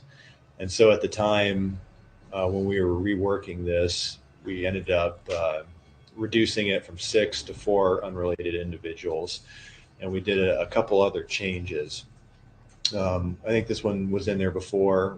This is another definition of family: 2 persons that are not related and any number of additional persons related to them. So what that really means is just 2 families, as long as they're living together as a single housekeeping unit. And that's the difference is, they may have, their own separate bedrooms, but they all share a kitchen and kind of those common housekeeping facilities that are typically within a house. And there's really no separation other than just personal space within bedrooms. And during that time, I think our planning department or city attorney wanted to have kind of maybe a safety valve in order to allow more than 4 unrelated individuals to live in a house. And it was usually through a conditional use permit in most all residential zones, or allowed by right in R4. And what they had created was a residential rental unit. And that's defined as a dwelling unit that is not occupied by its owner and where more than 4 unrelated persons reside. And so, and I think it caps you at 6. So you're allowed 2 additional unrelated individuals, but you have to go through the process. And they wanted to just, allow that opportunity for, certain circumstances. And so they created the residential rental unit. It's created some confusion with a lot of people in the public, commissions. So a residential rental unit, dwelling unit that is not occupied by its owner and where more than 4 unrelated persons reside. Okay. Staff. it's confusing that it's a residential rental unit, and so a lot of people just assume that, well, that means renting my house, you know, and we don't draw that distinction between home ownership and renting. And so a lot of times we'll get calls and somebody will say, well, you know, somebody's renting the house next door. Don't they need to go and get a conditional use permit for a residential rental unit? And then we have to go through, you know, really it's just an occupancy exceedance allowance is really what a residential rental unit is. And so I think part of this is that we'd like to re-term what that is, and maybe just, you know, and this is kind of ties into our use table when we're going through all the uses and combining those in a table format. I think what we'd envisioned with a residential rental unit is just to allow, you know, something tokened residential occupancy exceedance allowance. You know, so we haven't really quite landed on what the you know, maybe proper term's going to be. But you know, maybe it's just an occupancy exceedance allowance that allows 2 additional unrelated individuals to live in a. Was that designated by zone or in all zones? Or well, it's a little it's kind of odd because it's, you know, a structure is a single family dwelling. Residential rental unit's really a use, right? Yeah. And so it's hard to, you know, maybe they first build the dwelling and there's 6 bedrooms and, you know, they just build a single family dwelling, but then the use changes and they have, you know, residential rental unit. But it isn't all residential zones with the exception, and it's all through a conditional use permit. And so, you know, the Board of Adjustment reviews these on a kind of a case-by-case basis. But in R4, it's allowed by right. But there is some specific, so I go through that, there is some specific language that comes along with it. And in each zone, it states that with conditions that are adequate, conditions that adequate off-street parking be provided and that the use will not change the character of the neighborhood. And so those are really the criteria that the Board of Adjustment is, you know, looking at when they're reviewing a residential rental unit. And, you know, I think that adequate off-street parking is, you know, is really important because, yeah, I mean, every person that lives in each of those bedrooms could have a car and that could have an effect on the neighborhood. Changing the character of the neighborhood is real subjective. I mean, that's a tough one. If it's in R4, you know, and Which is the what they code had. allows staff to make interpretations and to exercise our power to, you know, use the code, implement the code. And so we're in like an R4 situation where it doesn't go to the Board of Adjustment, so they don't have the opportunity to review it. It's just us, you know, implementing this portion of the code. You know, it's usually reasonable to ask for a couple additional off-street parking spaces be created, but for the change the character of the neighborhood in an R4 zone, which already allows multifamily dwellings and 2-family dwellings, you know, it's real subjective, and I don't know that, you know, there would ever be a case where it changed the character of the neighborhood when you're maybe in a single family dwelling and you just allow a couple additional occupants and you've got a multifamily structure right next door. So that, you know, that's always kind of been problematic to us, and we've always looked at trying to get rid of that language. But are we? So he's he's kind of like challenging a lot of their laws. It seems like what took place is instead of them copying, they obviously didn't copy somebody else's. They y'all need to get a room for real. Both of you guys, seriously, go get a room. Like for real.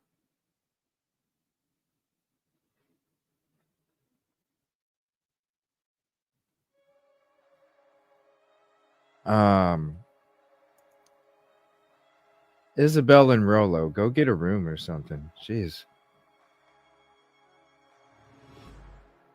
But anyway, it sounds like he's trying to like challenge a lot of what their rules are. It seems like their rules are basically just a couple sentences that are just thrown together and generalized, and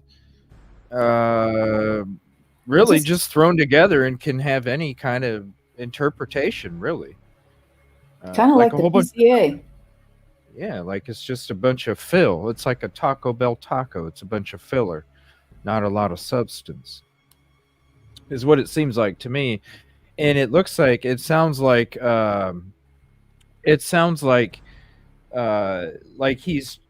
they're getting a little upset, like when he was kind of snarky in the beginning, when he's like, well, first you should have asked us for water.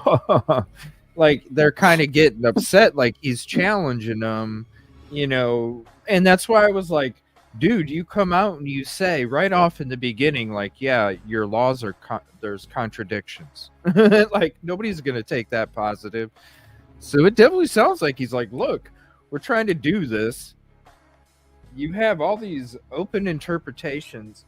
Is he the one that brought up all of the other like areas and stuff when it came to the building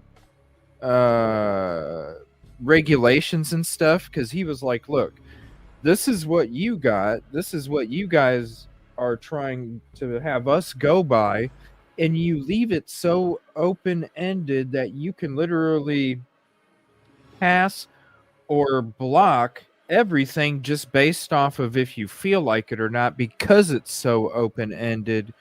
So how about we have some kind of structure here, and let's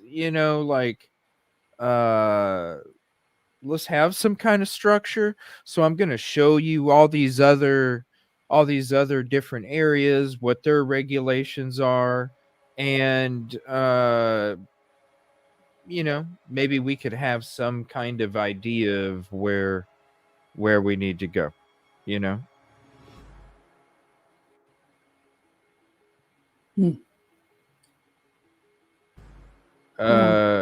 Tasting water. Okay, Isabel, I don't know what you're talking about, but I've never heard of it before. Tasting water being part of a kidney issue. I've never heard of that. I never heard of that one. But yeah.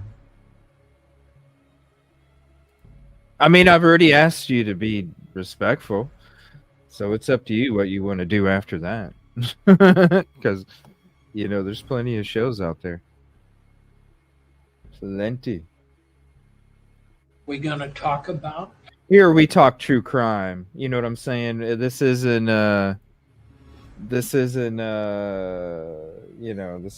there's plenty of those channels out there you can go watch.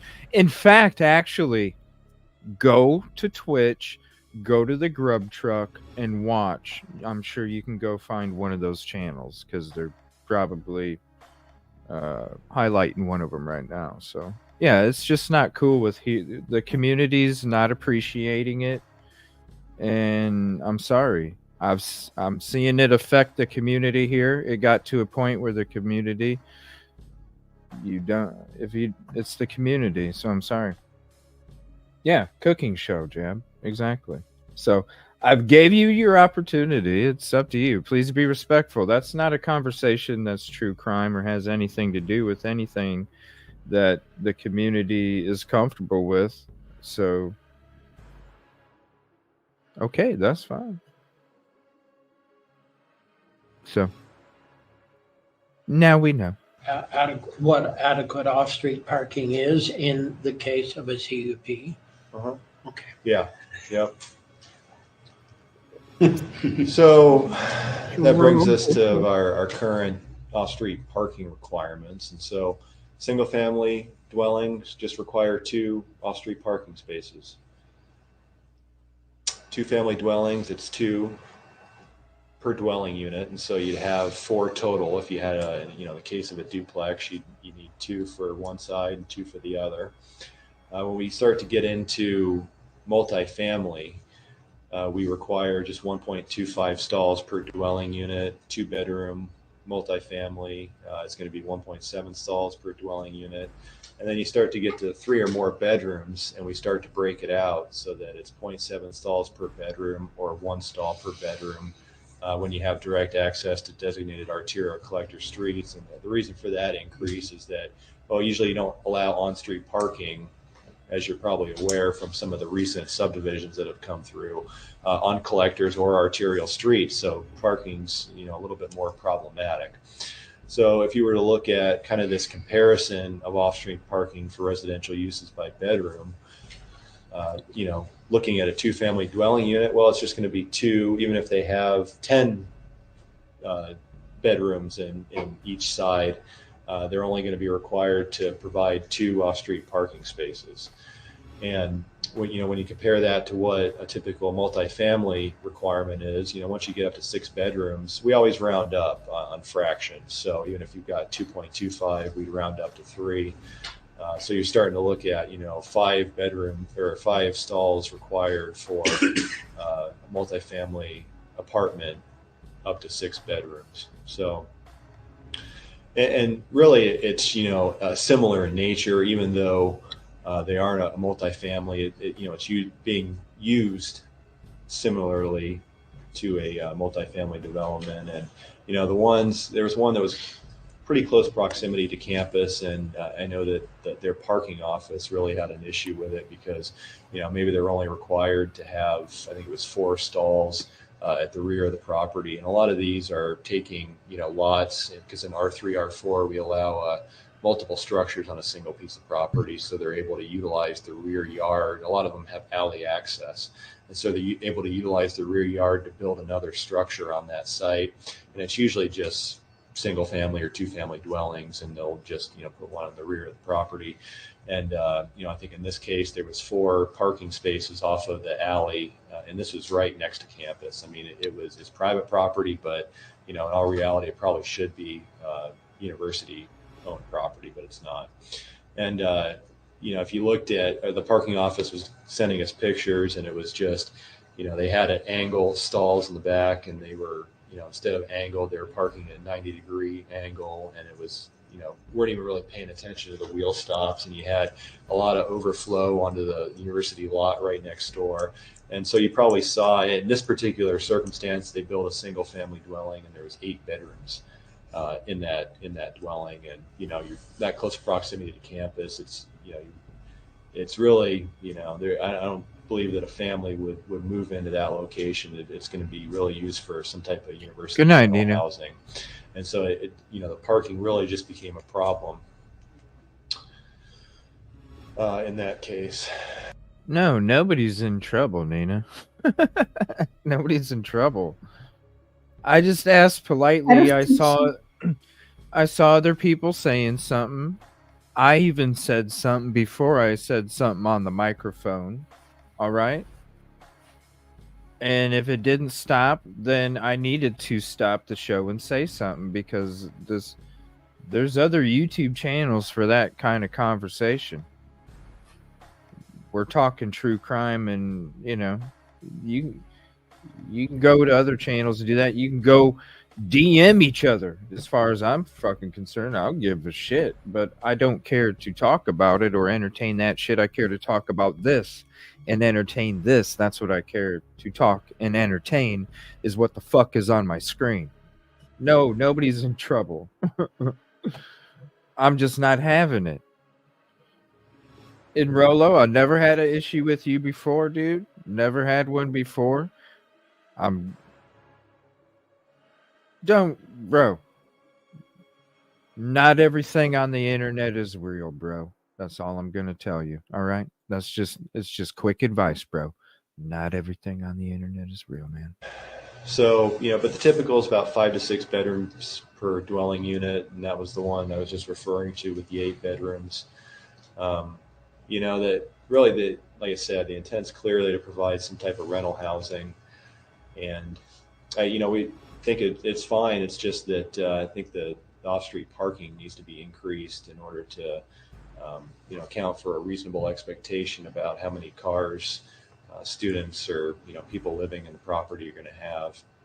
So 2 stalls for 8 bedroom single family dwelling or 4 stalls for a 12 bedroom 2 family dwelling, really not adequate for the parking demand. And that really just overflows on street parking. And so you have kind of, some of these circumstances, or a lot of these are being built in Almond-Asbury area where the parking's already constrained, and you probably have a lot of university students that end up parking on the street and then walking to class. At some point in time, we'll probably, the city will probably look at instituting some type of residency permit, on those streets, just because of how crowded they are when you drive down them. So you have that issue. You have an issue of kind of overflowing to surrounding private parking areas, and parking in maybe another complex or house down the street, and in their private parking, or maybe overflowing into business parking type of thing.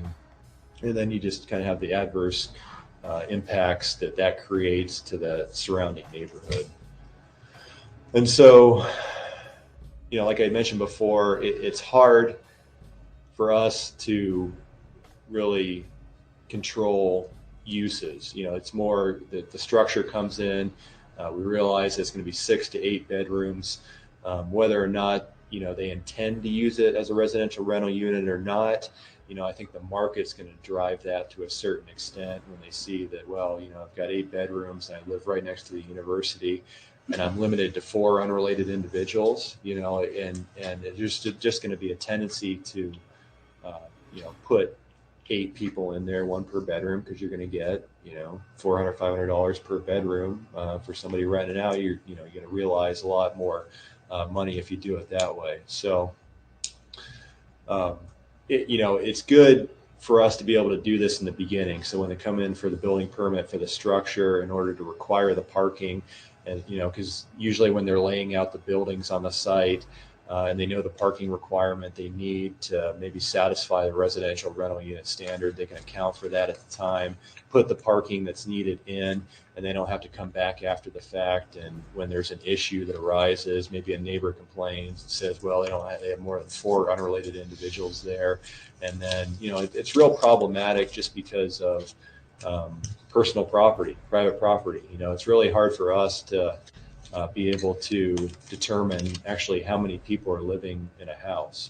We usually ask for lease agreements type of thing if we have a complaint, but it's just really challenging, and going through the building permit process and requiring it at that point in time is really the easiest for us to be able to catch that and require parking, and easiest for the person that is building these structures to be able to accommodate the parking on site, so they can use that, the best use of the property, or whatever, the market's going to drive them to, use on the property. So, what we propose with this, and, we're looking for your direction.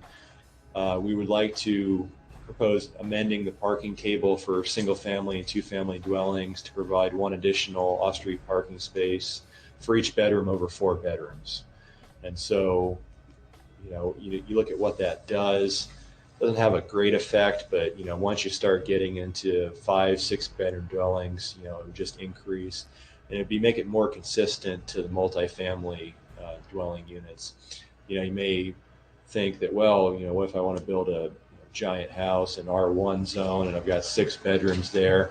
Usually going to meet that standard anyway, because you have a 2-car garage, and then you're going to have 2 spots in front of the garage, and you have plenty of room to be able to do that. And so, I don't think that is ever going to become an issue.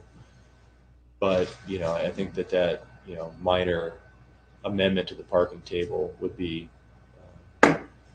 suitable, I guess, for, those types of uses that are starting to be more attractive. And going single family, 2-family, and putting a large number of bedrooms in as opposed to multifamily, there are some advantages.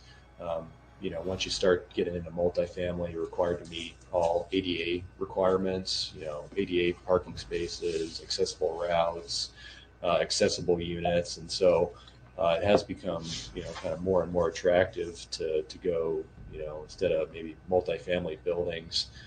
You've seen, a lot of those start to happen on White Avenue, where they'll have duplexes, side by side, all in the same lot, similar to multifamily, with a common parking lot in the middle. But they'll go towards duplexes instead of multifamily structures, just because you're exempt from a lot of the requirements, and maybe you have a steep lot, you can't make a bunch of switchbacks to get, ADA facilities in there. And so that, it's kind of a trend that we've seen. Comments for Mike? Seems like a pretty good change to me. I remember a while ago we talked about, and I can't remember what the outcome of it was, but we were talking about stacked parking to meet some of these requirements. Does that factor into this at all? Well, we clarified that in the code. So right now, for single family and 2-family, we allow tandem parking. Multifamily, we inserted language in there which allows tandem parking in circumstances where there's designated garages. So if you have I think there was one development on White Avenue that came forward, and they had proposed that each unit has a garage in it. And so, it allows, I think, satisfy up to about 25% of your requirement, all the ones that are in those garage spaces. But single family, 2-family, right now we allow tandem. It would just be that once you go over 4 parking spaces, then you've got to meet our parking lot standards, which doesn't allow tandem except in multifamily. But right now, single family, 2-family are exempt. It's just that if you have let's say you have a single family at the front of the house or at the front of the property, and you put a 2-family dwelling on the rear of the property, well, you've got 2 spaces required for the single family, and you've got 4 spaces required for the 2-family. Say you have an alley coming out the back of it, and you put more than 4 parking spaces, you're going to be required to pave it. You've got to meet all of our standards. You've got to put a sidewalk in front of it. And that at that point, once it goes over 4, then we don't allow the tandem parking. So that sounds complicated. It is, yeah. I mean, Well, the tandem, in case you don't know who is parking where, allows somebody to park somebody in. Right. Yeah, and the reason we've exempted it up to this point for single family, 2-family is because you got 4 stalls. Hopefully you the key is hanging on a nail somewhere. You should be able to have tandem because No, that's them. you don't have a number of units there. It's jockeying. I'm sorry, I gotta pause it here. I can only take so much of that fucking thing. Oh, I'm trying to get through it quicker. What? Oh my gosh, my ears. I wonder what it is. I'm just. I'm like, oh. Anyway. All right. Yeah. No, you gotta almost pay attention. Like, it's a lot of mumbo jumbo. We're still about 19 minutes or so. Now, this is the page that has, let me get this link again. This is the link that has all of the information. Let's see here.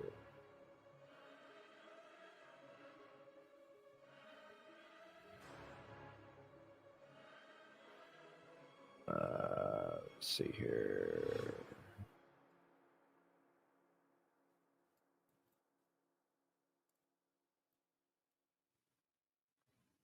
All right, this is the page that has all of the records here.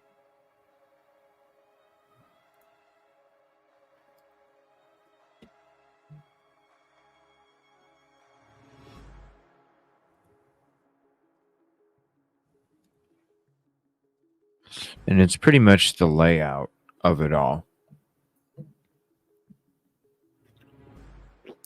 So there's that. And then this is January 27th, 2016. I'm gonna watch. We're gonna be doing the body cam deep dive tomorrow night. We're gonna start that. So on the next Fresh Notes Old Notes show, which will probably let me see, we'll probably be Friday. We'll probably have Fresh Notes Old Notes on Friday while we wait to hear about the IGG stuff. And so I'm probably going to watch the December 10th one, 2015 meeting, because I'm kind of interested to see what they say in the previous one too. I don't know. It's a lot of mumbo jumbo, but I'm finding this conversation really, really interesting, and I'm going to have to sit back and watch this video on the TV without having earbuds in, because I think that's part of the issue there is I got earbuds going in instead of just sitting back watching it on the TV or something and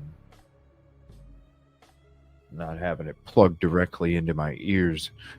Okay, so they're talking about the layout, talking about possible parking, how it's not gonna, hell, it's already scrunched, when we drove through there. Are there blueprints? Ooh, that's a good question. Let me write that down too. Blueprints. That's a good question, Susan.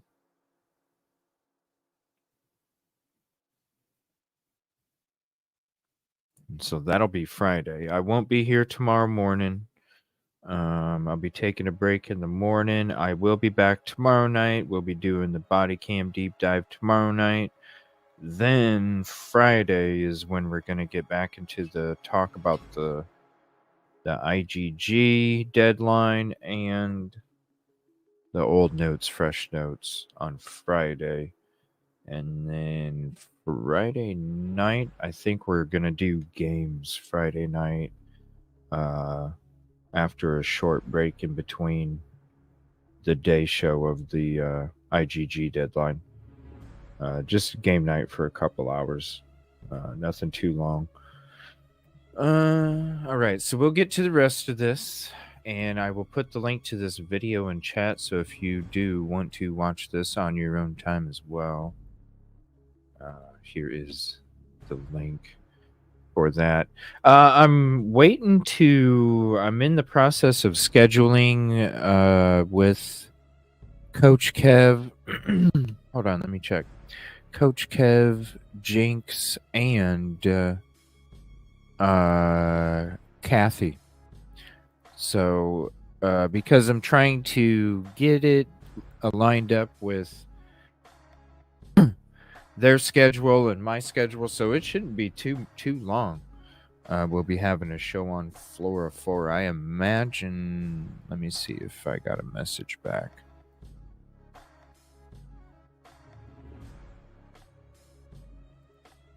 Let me see.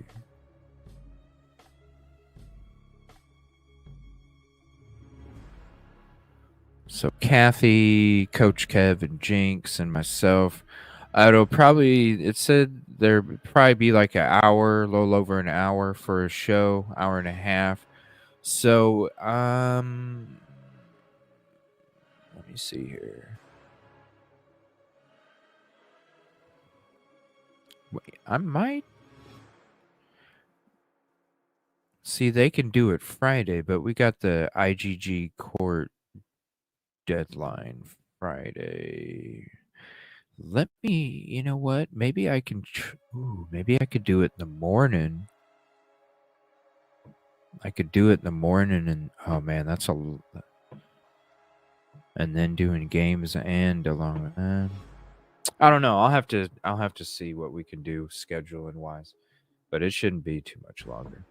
Cars as you would in Oh my gosh. So, what Thank you, would this change allow us to eliminate from the code? Does it eliminate the definition of a family? It doesn't. No, right now the only thing we're proposing to change is just the addition of one stall per bedroom over 4. It's anticipated that when we rename residential rental unit to add 2, that'll be one change that'll occur, and then it'll just eliminate residential rental unit. We'll still have the same definition of family.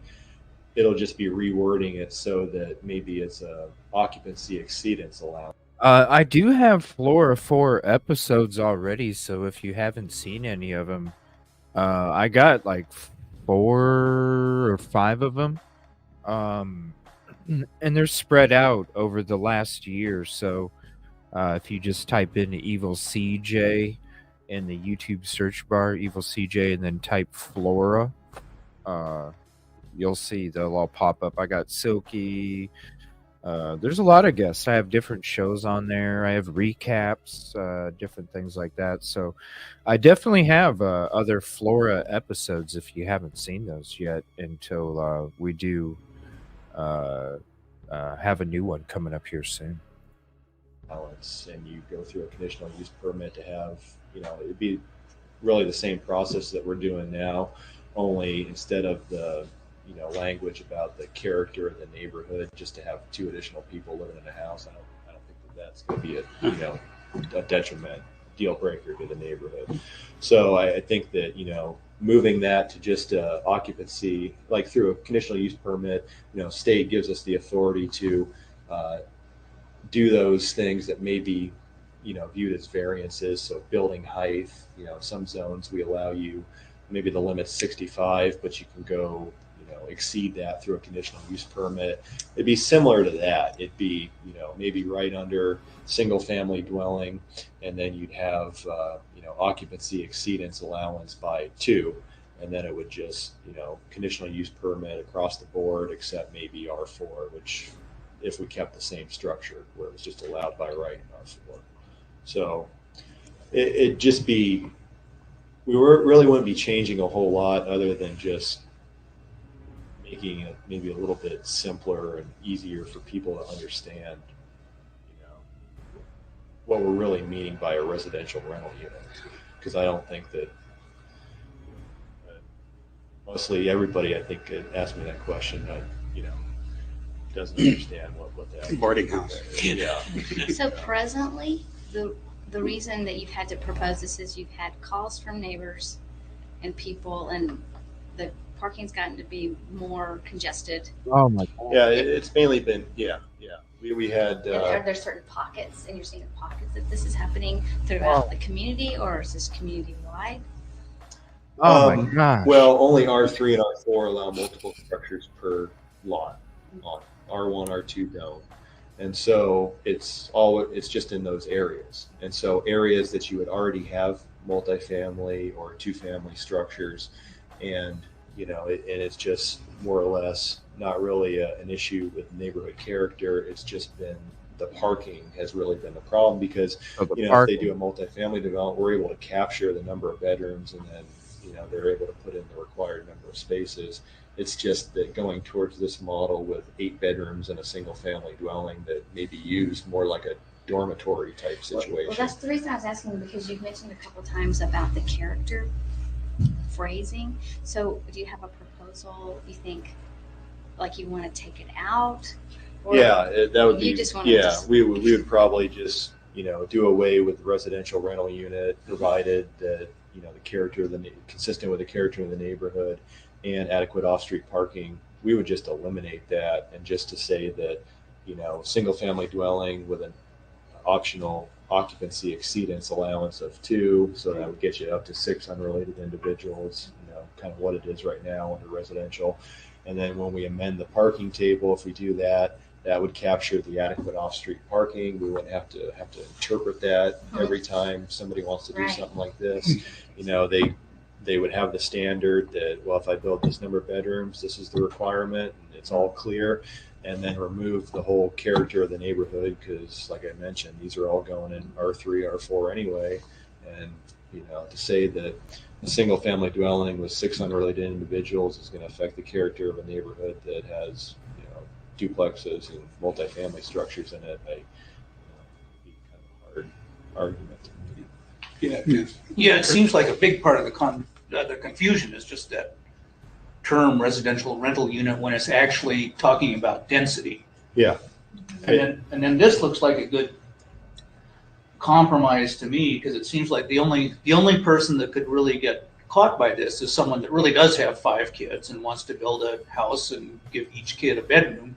Yeah. But out of those 5 kids, there's a good chance that at some point 2 of them are going to be driving cars. Yeah. So I think upping the parking requirements is more than reasonable. What is that addresses? So that's why they got rid of the garages, upping the parking requirements.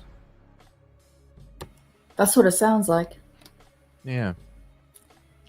And it wasn't about, they're not saying, we're not trying to, like change the design of the lots. It's the parking's been an issue, which I can see. I mean, hell, it's a fucking issue even after they cleared out that garage. But when you're looking at this picture, by them clearing out that garage, I mean, they gained 1 more car spot.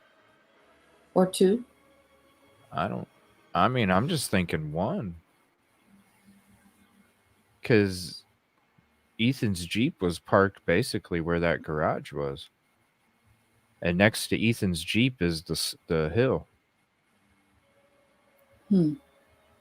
So really, because you can fit 3 other cars right there. 1 besides the SUV. 1, 2, 3.